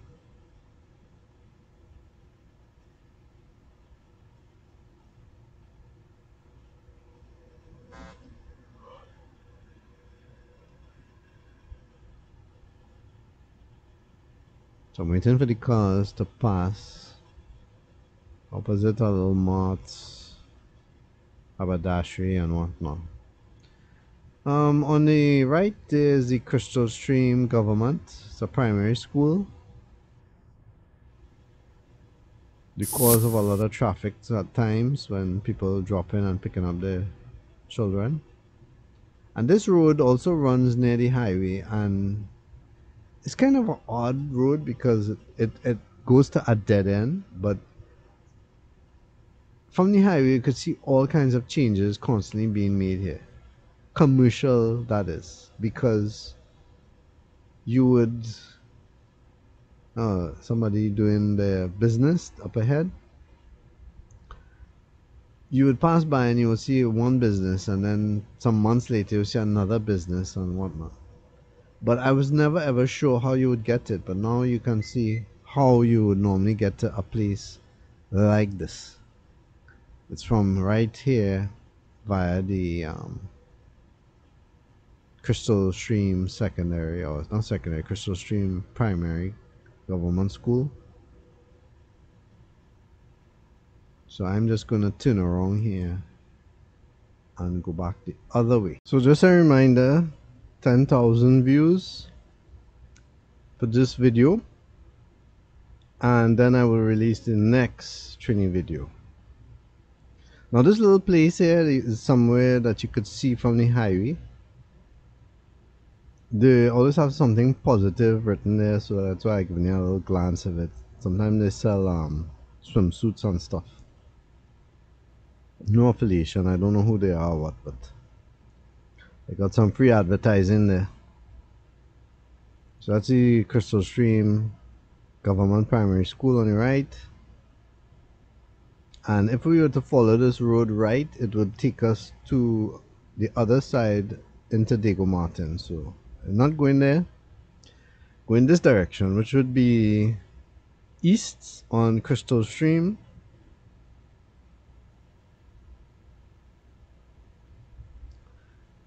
This is another road where vehicles really are not supposed to be parked, but they do anyway. because it's so commercial, but it makes getting up and down here very difficult. So often, just as you see me here kind of driving in middle road, that's what we have to do. You can see some of the apartments and townhouses on the mountain to the right there. We were up there earlier. See bar, there's a roti shop there, another bar. Lots of bars there in that corner. A mini hardware, tire shop, bakery. This bakery is more or less famous.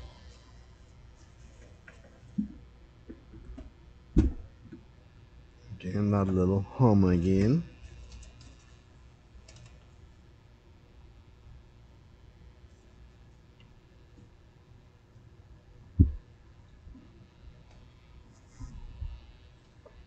Can't seem to get rid of that hum.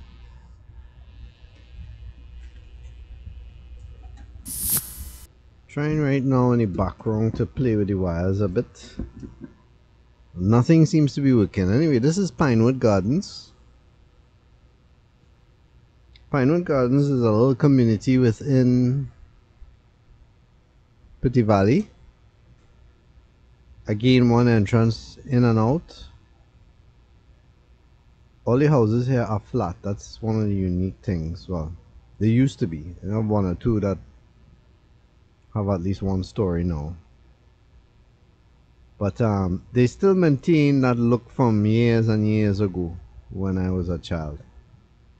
This is a good little family spot. When I say that, I mean good for families to live. And that hum is becoming more apparent, so I'm hoping I don't have to stop talking here and restart. It looks like that's what's gonna happen. So let me pause here. Okay, back again. Not sure if that did anything. Maybe a bit better now, I'm not sure. Maybe I really need to reevaluate my mic system here. Anyway, continuing on our journey in Petit Valley. Pinewood Gardens.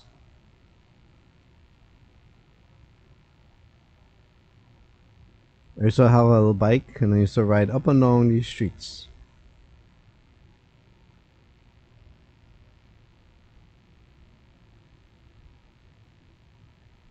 I know you must be thinking, those of you who are fans, how, you know, because I would speak about certain areas and I would speak about it having lived there. Well, remember, I have been around for decades. I'm not a young person, so within those decades, I have moved to various places. Much of it mostly when I was in my youth and I didn't have any say about where I moved to, but we moved around quite a bit. And because we moved around quite a bit, I experienced more than one area of Trinidad. Lived in the west, lived in the east. The only places I really have not lived is down south and central. But the west and the east, I've lived up and down there.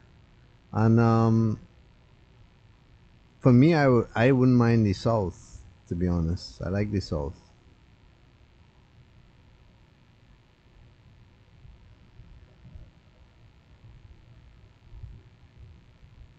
So this is facing east, going out of Pinewood Gardens.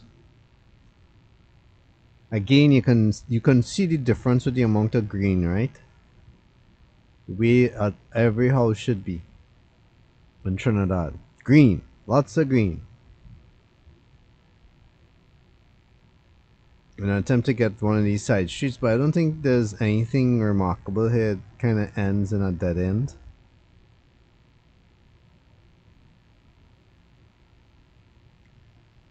Now, if I was to look at this, I would say, okay, this is probably a middle class community, but for standards of Trinidad, this would be an upper middle class community.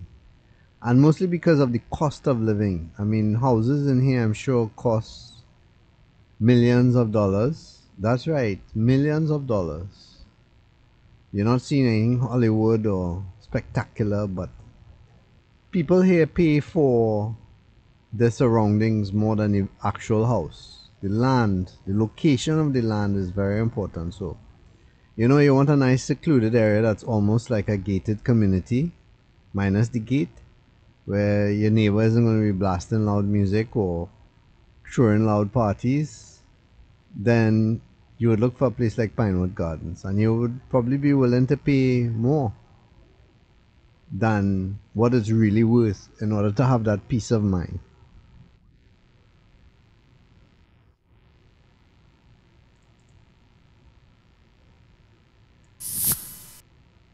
So some of these side streets here going up the mountain to give you a contrast of places.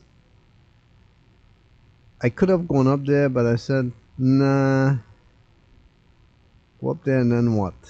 Try to find some place to turn around that I can't, or maybe have to reverse back down this hill. Didn't make any sense because it ended right there. Right where you saw is where it ended. It didn't make sense to go all the way there.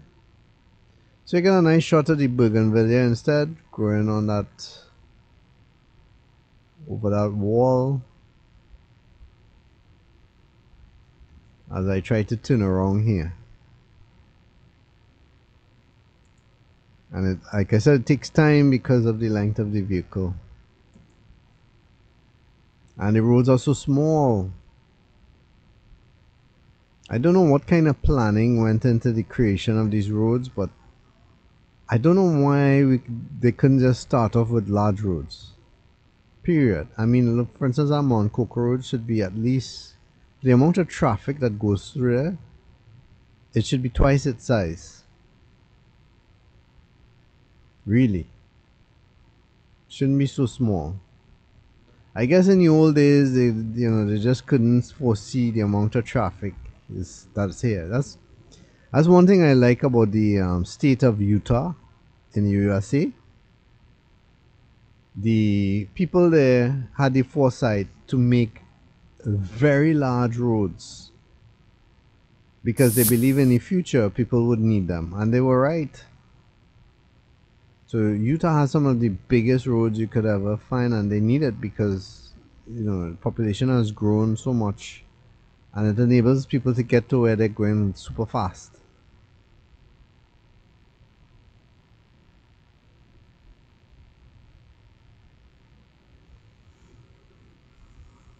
Again, moving on here, you could see that some of these places in the background there's a lot of traffic, but a lot of roads that intertwine into these communities. You could see a security booth there that I guess at one point in time was operational, but it's been done away with.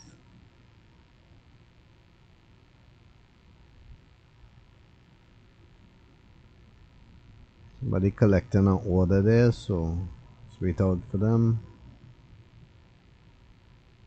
Now this community also has its own little park, again near the highway, which I find kind of odd because you would think that for safety reasons you wouldn't want that near a highway, but it is. So on the right there's a little park area, but the irony of it is that I see a lot of people from the highway because there isn't any guardrails there.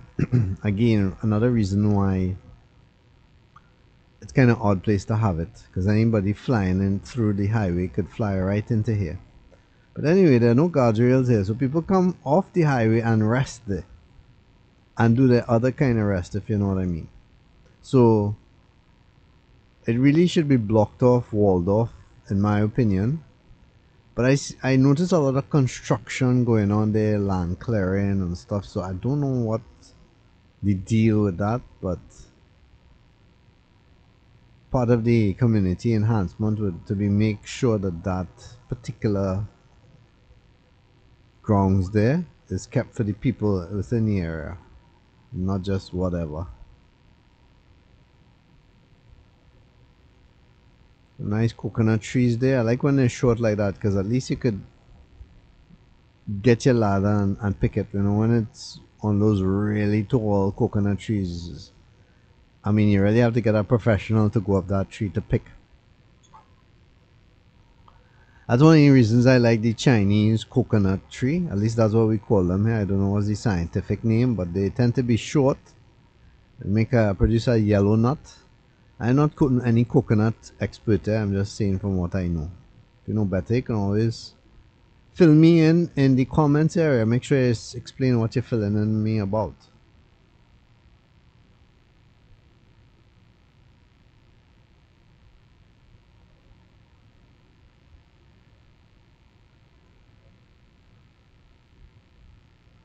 Just turning around here. Another dead end. Maybe you once lived in this part of Petit Valley, and this would bring back memories for you.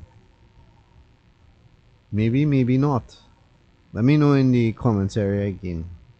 Again, looking for 10,000 views before I create the next video. 10,000 views. Don't bother to ask me when is the next video being released. The next long video. For those of you who are staunch long video watchers. Just watch this video and see when it reaches 10,000 views. And then you will know when the next video is going to come out. So if it's 9,996, no, it's not going to release until it reaches 10,000 views. So you want to see the next long video, help me get to 10,000. Let your friends, your family, everyone know about JB's Man Cave. Tell them to come on, subscribe and watch. This video is, 2.5 hours. That should last you all a while, right? But for those of you who love the long videos, I know that'll be like nothing. Make sure to subscribe if you're watching this and you haven't subscribed yet. It's free. Subscribe doesn't mean pay for anything, huh? There's another security booth in the days when they used to try to block off streets, but again, that's out, doesn't exist anymore for some areas. Other areas have gotten away with it, and I don't know if I should call it gotten away, but they have gotten permission to keep it or establish it, and I don't know how they go about doing that. Obviously permission has to be sought from somewhere, but they got the permission and they were able to gate that community. And this road almost looks like it's going to take it to somewhere, right? But it ends right there with that house. So I am going to turn around here.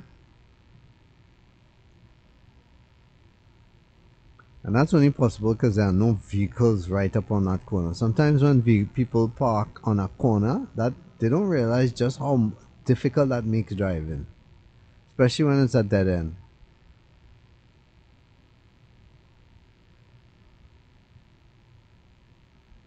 Again, the other side where you're seeing that mountain, that's Dago Mountain. That's another video.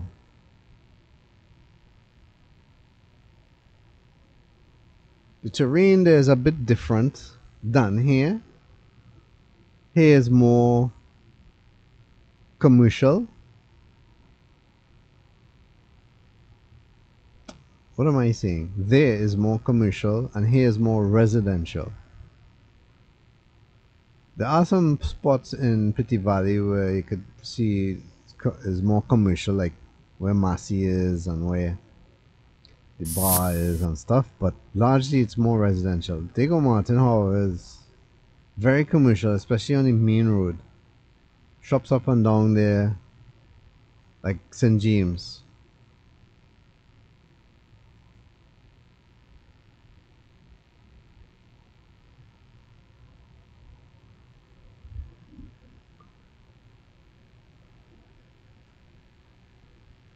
So how long do you predict it will be before I get 10,000 views for this video? What's your prediction?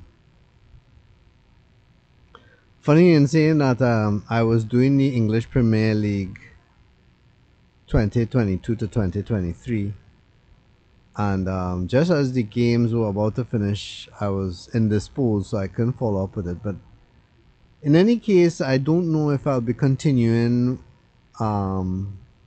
with prediction videos simply because it takes a lot to maintain, takes a lot of time, and because my channel is not solely about sports, it's just something more of a quote-unquote hobby. By having those kind of fun just to try to predict which team will win and by how much.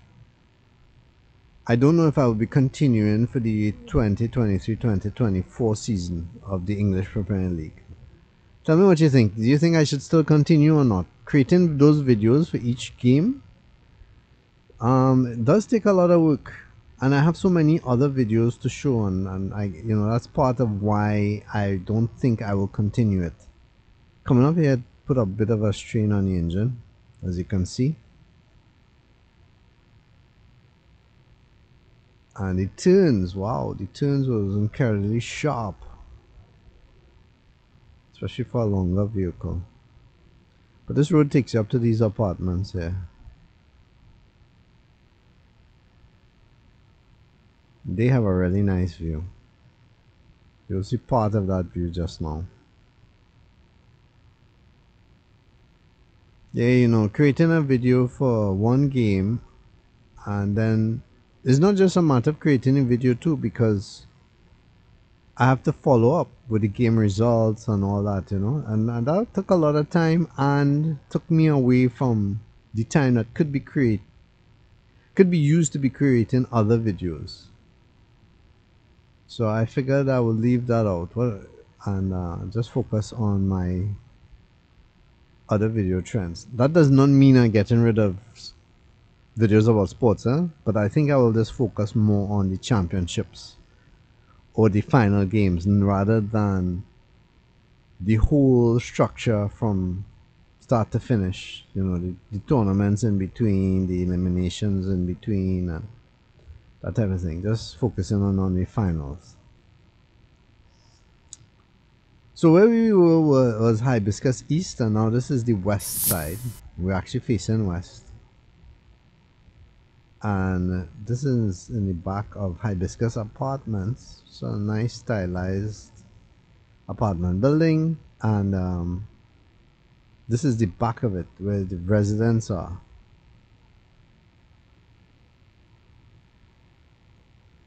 And this road actually acts like a shortcut to get to Sierra Leone. We would turn right there, and that will take you to Sierra Leone Road.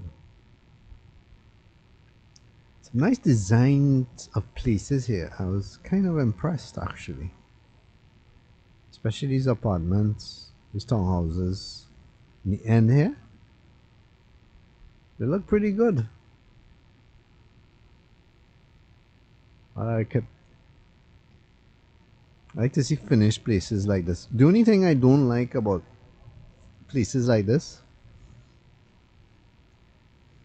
is the developer, the property developer, if you notice, will try to maximize the amount of living quarters and sacrifice parking space. Because, just parking is kind of dead, right? But at the same time, it now becomes like a tedious affair of getting your vehicle in and out, because there's enough room for people to park. So let's say you're coming home late at night, everybody's parked there, you will have real difficulty, and you have to hope that your neighbor parked properly as well, because if they didn't park properly, that means you will now have difficulty parking, and you might end up parking outside just to save yourself headache. So I wish in their planning that even if you want to maximize space, at least build in such a way that you could have the bottom part as for just parking. So one way you could do that is by, instead of building to the ground, build to the first story. In other words, instead of the person entering straight from ground level, they would have to go up some steps. That way underneath is where all the cars parked. That would have more space for everybody, especially if you have guests come in. And I can also say that because, the amount you pay in rent or a mortgage for those places, wow.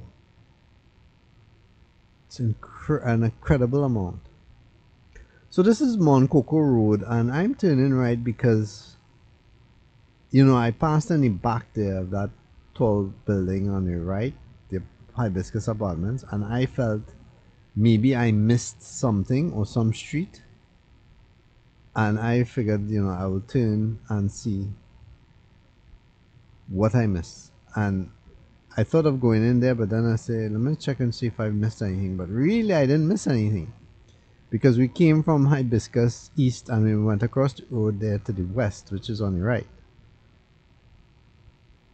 So I'm just going to turn around here. And then turning around, you will get to see, you know, some of the residents around the houses and so forth. This one claims to be a clinic. I don't know for what purpose. But at least they kept a nice garden. Lots of flowers, plants, color.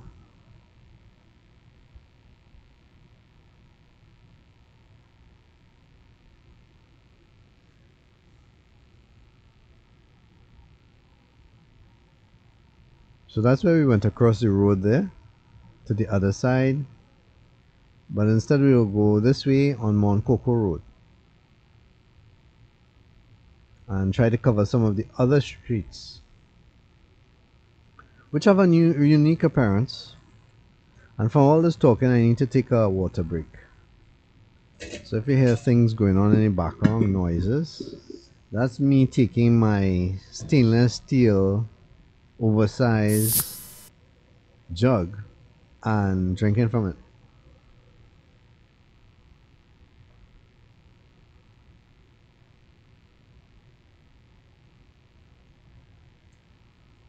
I drink a lot of water every day, like 3-4 liters. The environment I work into, the computers generate a lot of heat, so even with fans and stuff on, and the humidity in the air too, huh? But even when I go abroad, I know for some people, the cool air or the dryness, the lack of humidity, makes them feel like they don't need to drink, but I actually still drink there.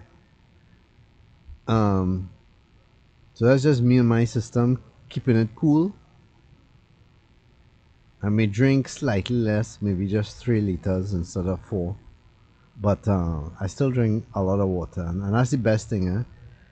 Every day you should have a good amount of water to drink. I believe 8 to 10 cups, which to me is nothing, especially in a hot Caribbean place. But some people will calculate their liquid intake with soft drinks and juices, and really that is not correct.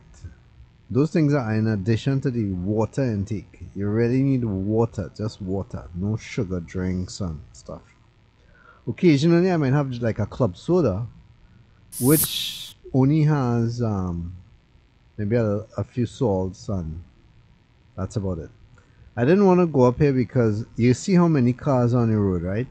Turning around there would have been an issue. However, you get to see at least what the road looks like. This blue building on the right here is well, it used to be a pharmacy, yeah? But now I see it's a medical center. Places here change operations quite often, especially when they're private and not a franchise. Although I do see franchises moving around too. Now you see that building on the left there? Now to your center, now to your right? That has been there for ages. It's a bar slash restaurant. They make Chinese food and stuff. I don't patronize there, but I'm just letting you know that it has been there like a landmark. It's been there for a long time.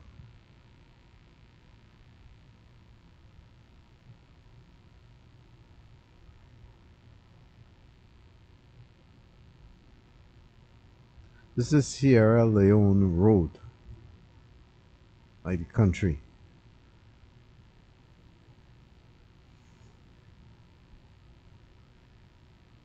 And if we follow this road and we cross, this would take us to Diego Martin, which is right across those traffic lights there. We are not going to Diego Martin. We're staying in the valley. And this is St. Lucian Road, but St. Lucian Road is actually a long road, but this part of that road is within Petit Valley. The other side goes into Diego Martin.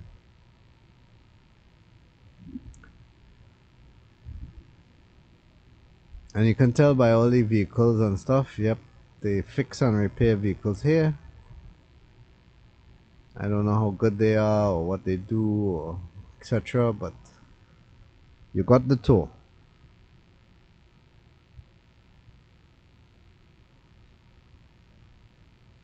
Now there's a huge drain there, and there's nothing to let you know that there's a big drain there. So you can see on the bottom left there of your screen how tight that is.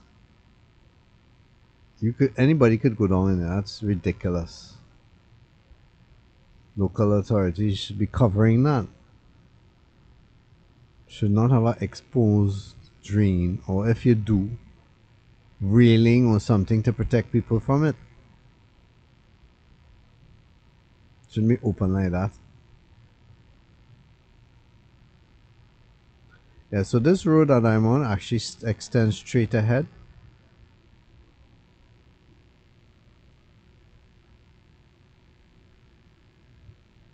But we are not going that way today. I'm actually going to pass on our road a little later in this video, but not right now. Instead, I want to capture some of these roads on the left here. It might take you to something unremarkable, but at least you get to see it, especially if you're watching this video in anticipation of turning down one of these roads. There you are. That one in particular was tight and didn't have a place for me to turn around, so keep on going.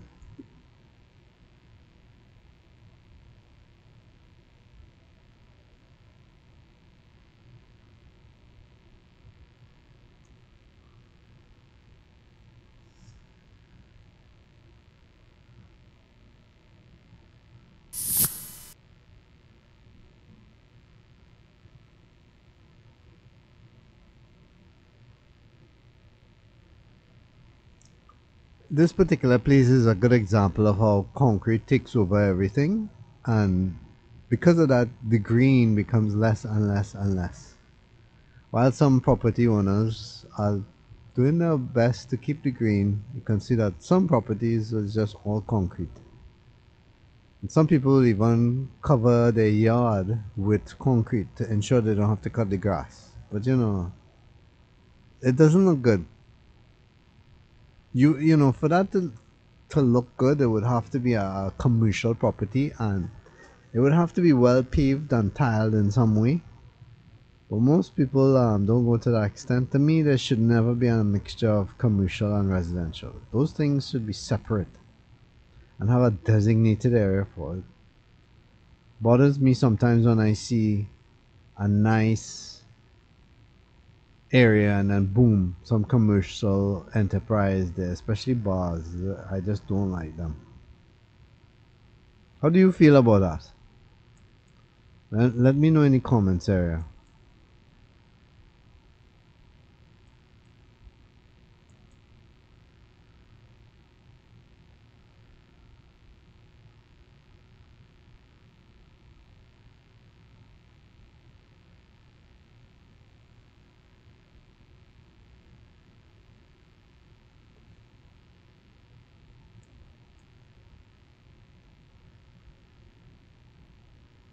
So back on Sierra Leone Road, checking out some of the other streets here.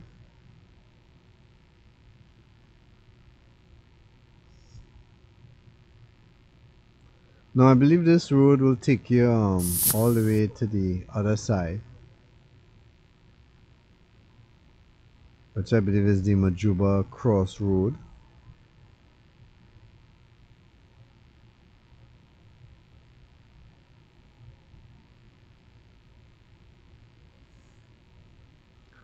And you can see how small the road is, right? smaller. I mean, it's long, but very narrow. So unlike other places I've recorded, I don't think there's much leeway to park on the side here, and you don't see anybody parked on the side here, which is good. And you can notice the amount of humps, right? Those humps, I can't imagine anybody racing through here, but yeah, that's what they do.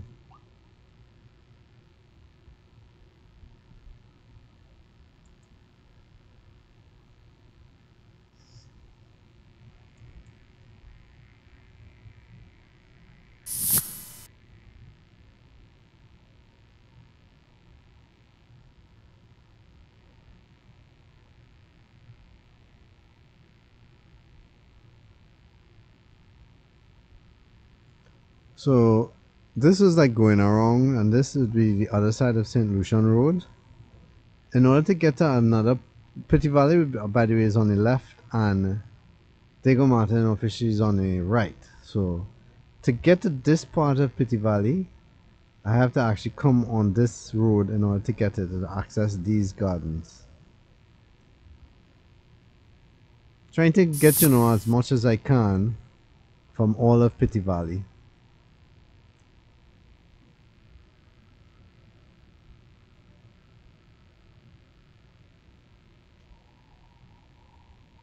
And I'm really grateful that in all of my travels, the weather held up. Oh, cloudy, that's fine. Still had a good bright sunlight, no haze, gray clouds and stuff to take away from the look and element.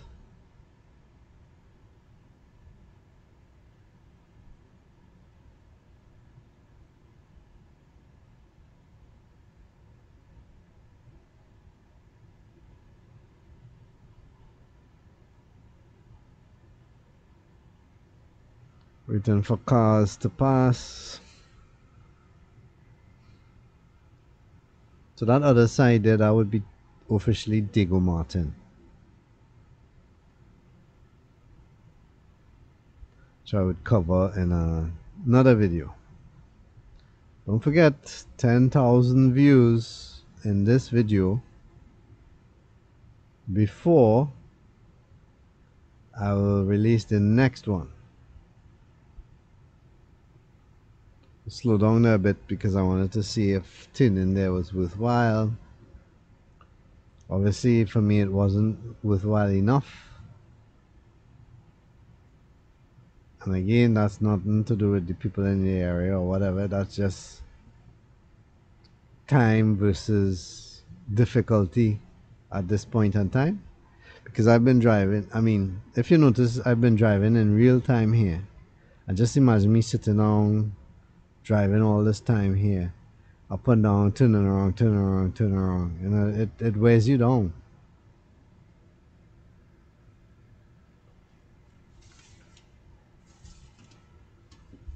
If you enjoy my work, again, feel free to go to my website, JB's Man Cave.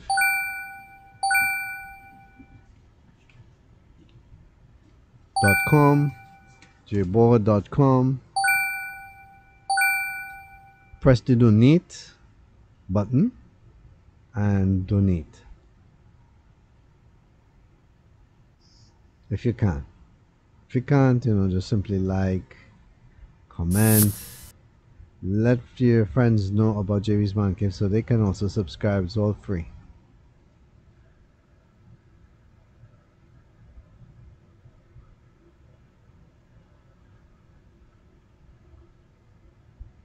So I have been talking for more than 2 hours now. Tell me honestly, don't you guys get tired of me talking? I mean, for this long?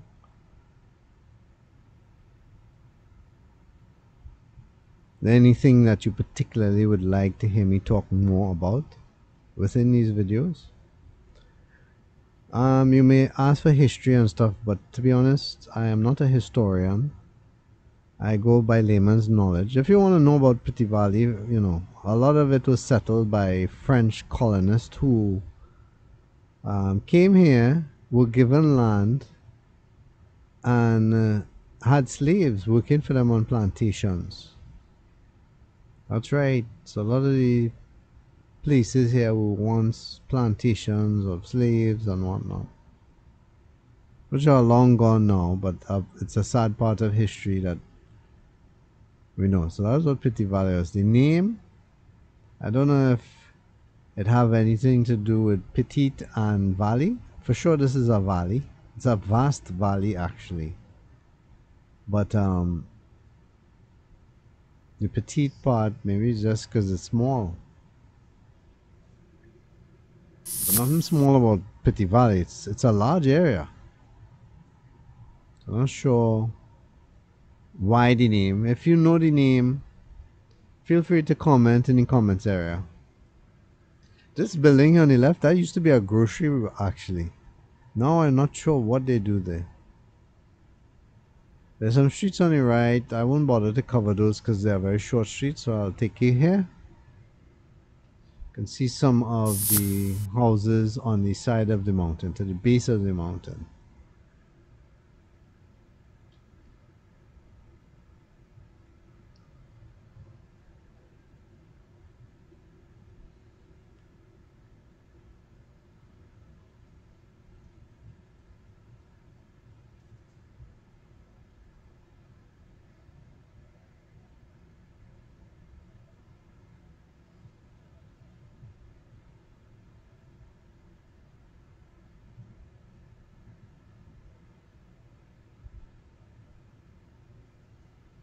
You can see some of the trees and the plants, how beautiful it is. People keeping it green. Like I always say in my videos, if you took away all this green, the place would be like blah, right? So the green enhances everything.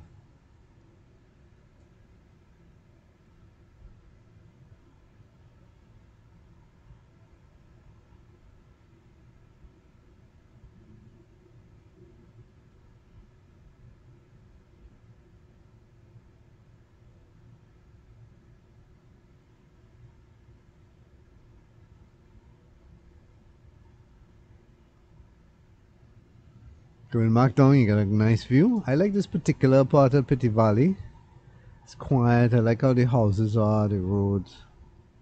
It's kind of wide. It's narrowing a bit now, but it's wide back there. It has some nice trees and stuff. I just like the layout. What about you? Right now we're heading back to Morne Coco Rd.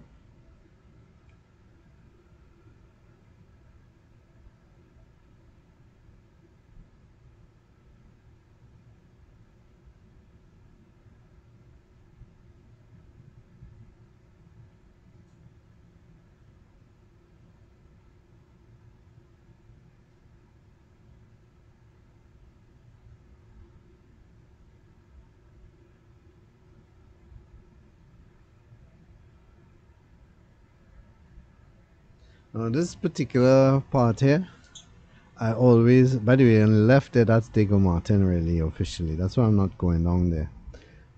This particular part that we're in, actually this road is the major road. So the people coming from a Majuba crossroad should wait, but they often don't, they fly across. That church there, the Catholic church, I have a video specifically about that church in a better angle and detail. You can always look for it on my YouTube channel. I'm showing you the poster for it. Has some memories for some people. Now this is Quarry Road. That's a center, a community development center they put on the park.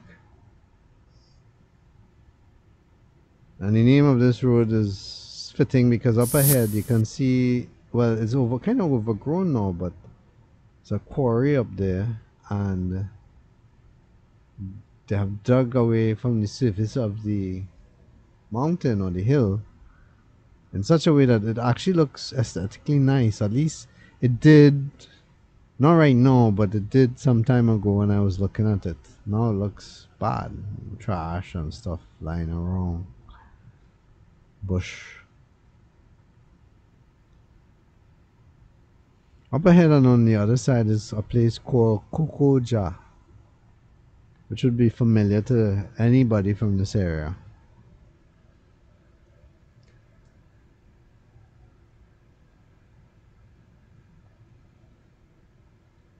Whomever lives here obviously likes artwork and does a good job. The entrance to it has a statue.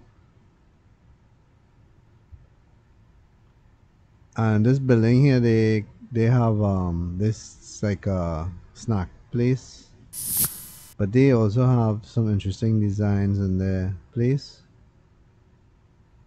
This is a snacket.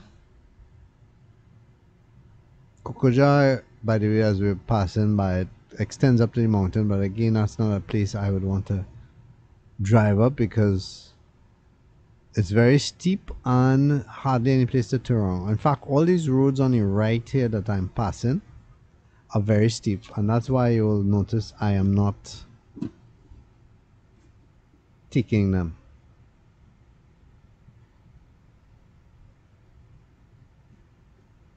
It just doesn't make sense.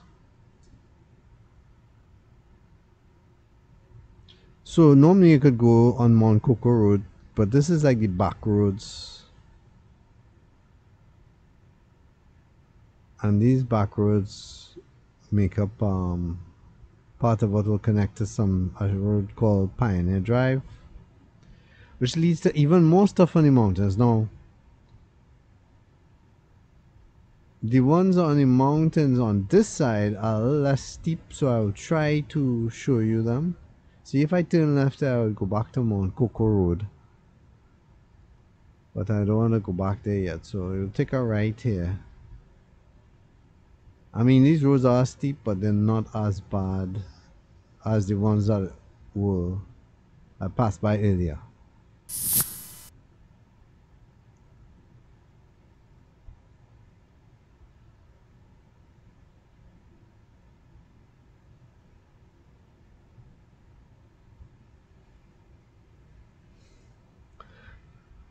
When I passed through here as a kid, all this was green. Look at how many houses they have up here now. Some big structures too.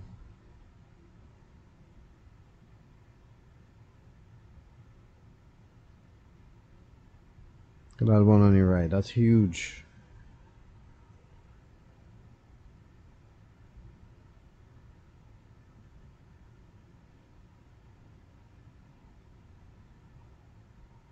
And the irony about this road too is that it keeps on going. It goes from asphalt to a dirt road where I guess they are continuing construction. But I didn't go beyond that because one, I was kind of getting ready to wind down. This road trip's been very long. Plus, I didn't know if I was encroaching on any private property, and I didn't want to do that. So I just decided to turn around right here. You can see where the road is not paved anymore, and so that's the end of that. Need to take a next water break.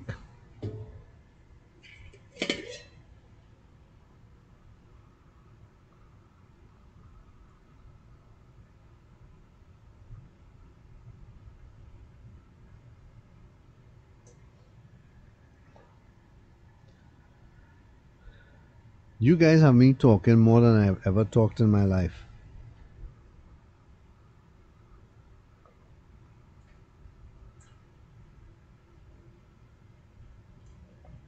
Because I'm really not much of a talker, to be honest. I mean, if you met me, you'd find me a quiet person.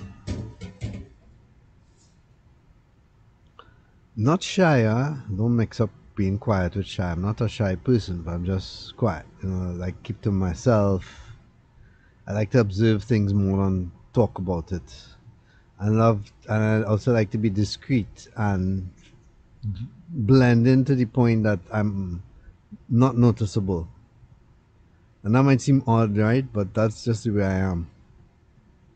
I only talk or do things or whatever as necessary, but I actually enjoy peace and enjoy more time on my own. More of an introvert, I guess. So we continue in here on Pioneer Drive. It's a church there on the left. I believe it's kind of, I don't know if it's evangelical or Pentecostal or whatever, but they do make quite a ruckus at times. There's a park on the left, Savannah. Those large apartment buildings on to your left on the screen, that is West Hills, part of West Hills.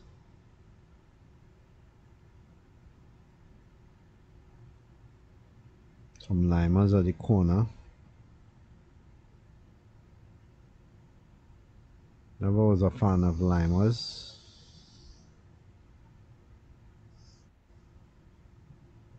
So this is Chalky Block. It's a strange name for a road, right? But that's what the name of it is.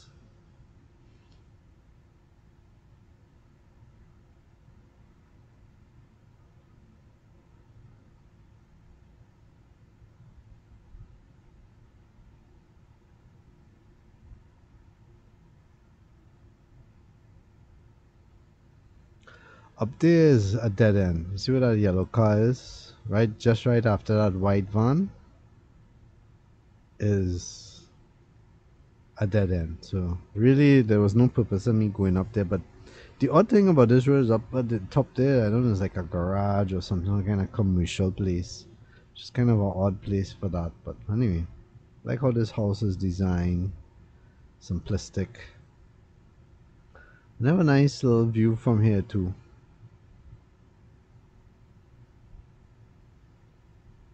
So that would be West Hills any distance, those large apartment buildings. And where those apartment buildings are now used to be I don't know if it's called a horse farm, but they used to have lots of horses running there. And there used to be a lot of green. And it was so unfortunate when they sold it in order to build. I guess whomever owned it before, got tired of that and sold it out, and developers came in and put up apartments. And you can see the road here is all messed up because this is usually when WASA, which is the local water and sewage company, they will come and dig up and cause this mess, cause all these broken around. You see, they don't see about it right away. If they come right away after doing this and pave it, it'll be good. But it stays like this for a long time, sometimes months, mashing up vehicles, mashing up people's property, and so forth.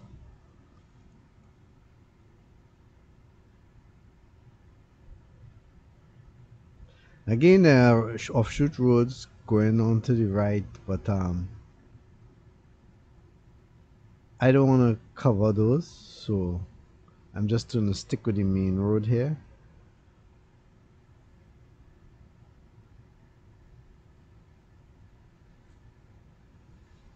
These houses and developments here have been here for quite a while. Not as many. Again, all here was mostly green, but yet they have all been here for quite a while.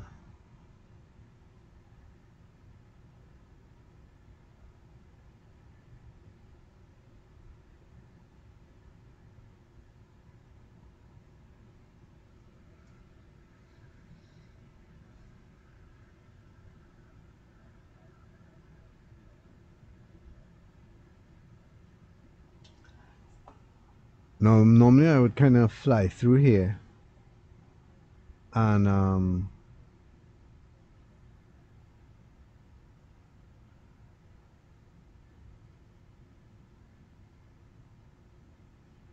get past all of these, but when a person's driving a car and they see all this rough roads and stuff, they tend to drive real slow, which is understandable. But for me, driving this truck, used to going through worse terrain than this, and kind of like to breeze through here.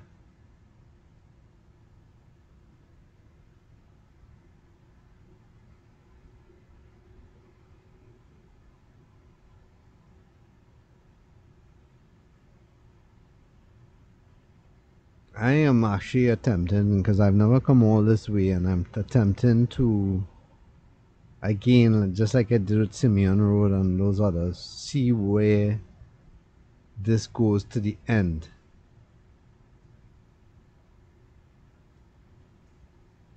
The funny thing is, I came in the back here some years ago and don't recall all these houses being here. It was more green. Look at how much stuff is going on in the back here now.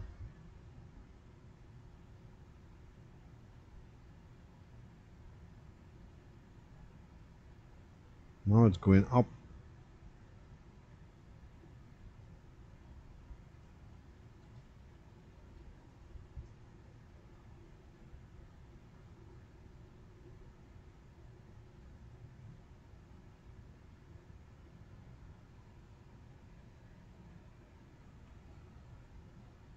The nice thing about when you go up is when you turn around, the view. You get a nice view. So a lot of this seems to be still being developed. And kind of like little dead ends. So I'm going to turn around here because there's nothing more to see, really.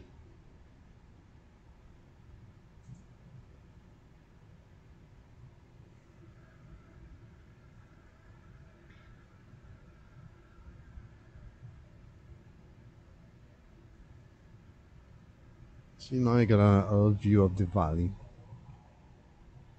Morne Coco Rd would pass over that mountain that you see in the background. That would take you to the other side, which is Marval. Some derelict vehicles there. You know, when they start doing that really puts down here. I just don't like seeing those derelict vehicles, metal and trash and whatnot. Get out of the area. There needs to be more supervision of places by the authorities to make sure people are upkeeping their properties and public roads, because these are already public roads. They're not supposed to be putting stuff on it. It goes for any area, not just here. And there are laws like that in other countries, because, for instance, in Maryland, if you have a vehicle, that vehicle has to be registered, licensed, and thing. Once it's, even if it's in your yard, that's right. If it's not, then it belongs in a dump. Facts. You can't just have a vehicle there just sitting down doing nothing, because it becomes an eyesore, it becomes a derelict, a place for rats and whatever to hide and so forth. I was pondering going up there, but then I said, nah. I decided to take a right here instead. This would take us to another part of the back here, ultimately Ravine Road.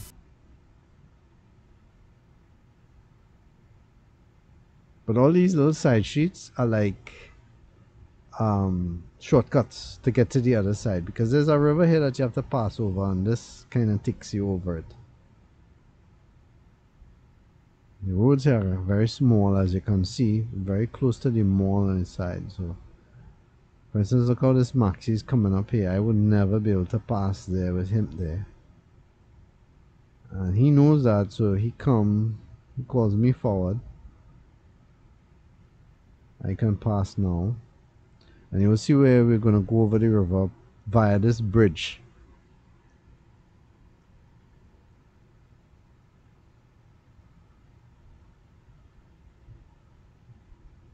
It's a small bridge here.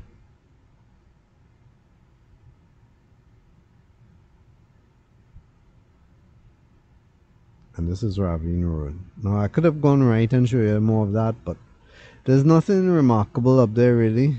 So what you've seen before is similar to what you would see in any other place. I can't cover every little nook and cranny for Petit Valley. Just trying to stick to the major stuff. It's a community basketball place there. I think is a church. There's a church on the right. Some kind of restaurant, I think, up there. A red building. There's markets and mini mart and stuff there on the left. This is where the maxis turn around. The beginning of the video, I started off here. Remember that? We're not ending here yet. We still have to see a place called Cameron Road. Cameron Road is somewhat infamous, but it's all part of the valley. It has a cemetery there, and yet still off of Cameron Road have some really nice houses and stuff, huh?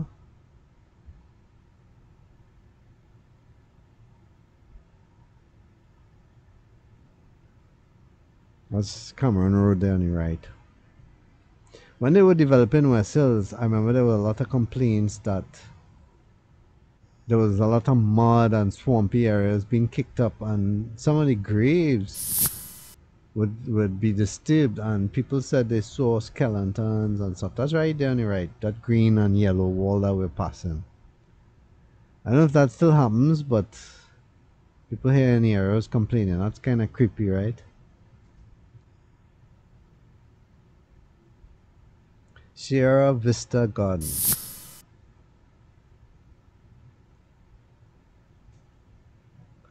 So we're coming in the back here and just taking in a bit of the surroundings, the greenery. I like this particular part here because of the cliff, the mountain side. This is like how it ends there, and the trees. I don't know if you can pick up what I'm seeing, but I just liked it. Ah, there's a nice hibiscus plant, palms and stuff. I'm just gonna turn around here. You can see more of where we came from on the other side. We were on top of there, that mountain. Just gonna go around here. So as we're coming to the approaching the end, not quite yet, but as we're approaching the end of this video, keep in mind what I said, right? 10,000 views in order to go to the next video. It wouldn't be just me releasing another Trini video just like that. No, no, no. Once I'm satisfied people have really viewed this one, then I'll release a next and a next and so forth. Tell me what you think about that. Sounds like a plan, or you're not really happy about it. You think I should be just releasing every day. But then what about the other countries and the other videos that I need to do?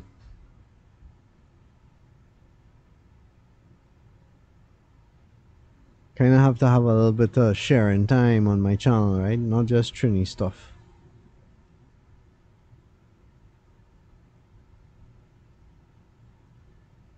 So this is Cameron, and it takes you, this particular road bends in like a loop. So I'll go in the loop. Sometimes maxis would come in the back here to drop people. It's an interesting sort of area. On the mountain face there, it looks like they did some excavation in order to plant crops. Now, you see all these containers and built up stuff here? That wasn't always here, no. I just find like every time I come in the back here, there's something new built up. That's what I'm talking about on the right there with the excavation and the planting crops and stuff.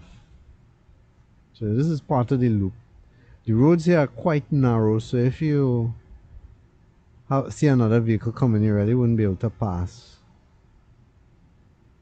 Luckily that didn't happen to me. Most people will make the same loop that I did there.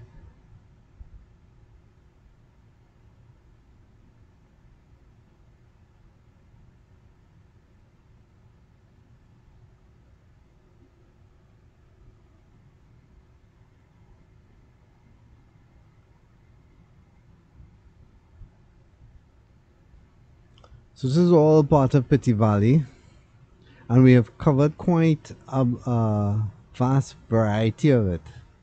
So Petit Valley has all kinds of places, flat, hilly, mountainous, eye candy, not so much eye candy, and vice versa. It is everything for everybody here in Petit Valley. So next time you ask somebody where they live and they say Petit Valley, you know now that you can't just see one part of Petit Valley in your mind and think, oh, they probably live in there, or that's what their place looks like. Because you can see now that Petit Valley is a very big area with varying styles of communities, and you would have to more or less ask them which part of Petit Valley to get a kind of a rough idea of where they live. It's not so simple as they're saying Petit Valley, and you know, this is pretty big area.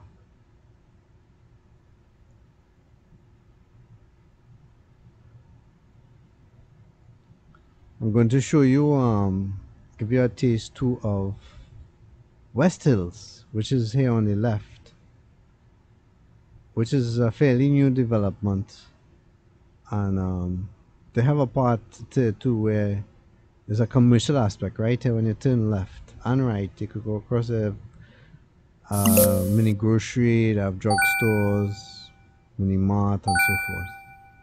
So I hope you enjoyed our long tour today. Remember, 10,000 views and then I'll create the next video. This is West Hills.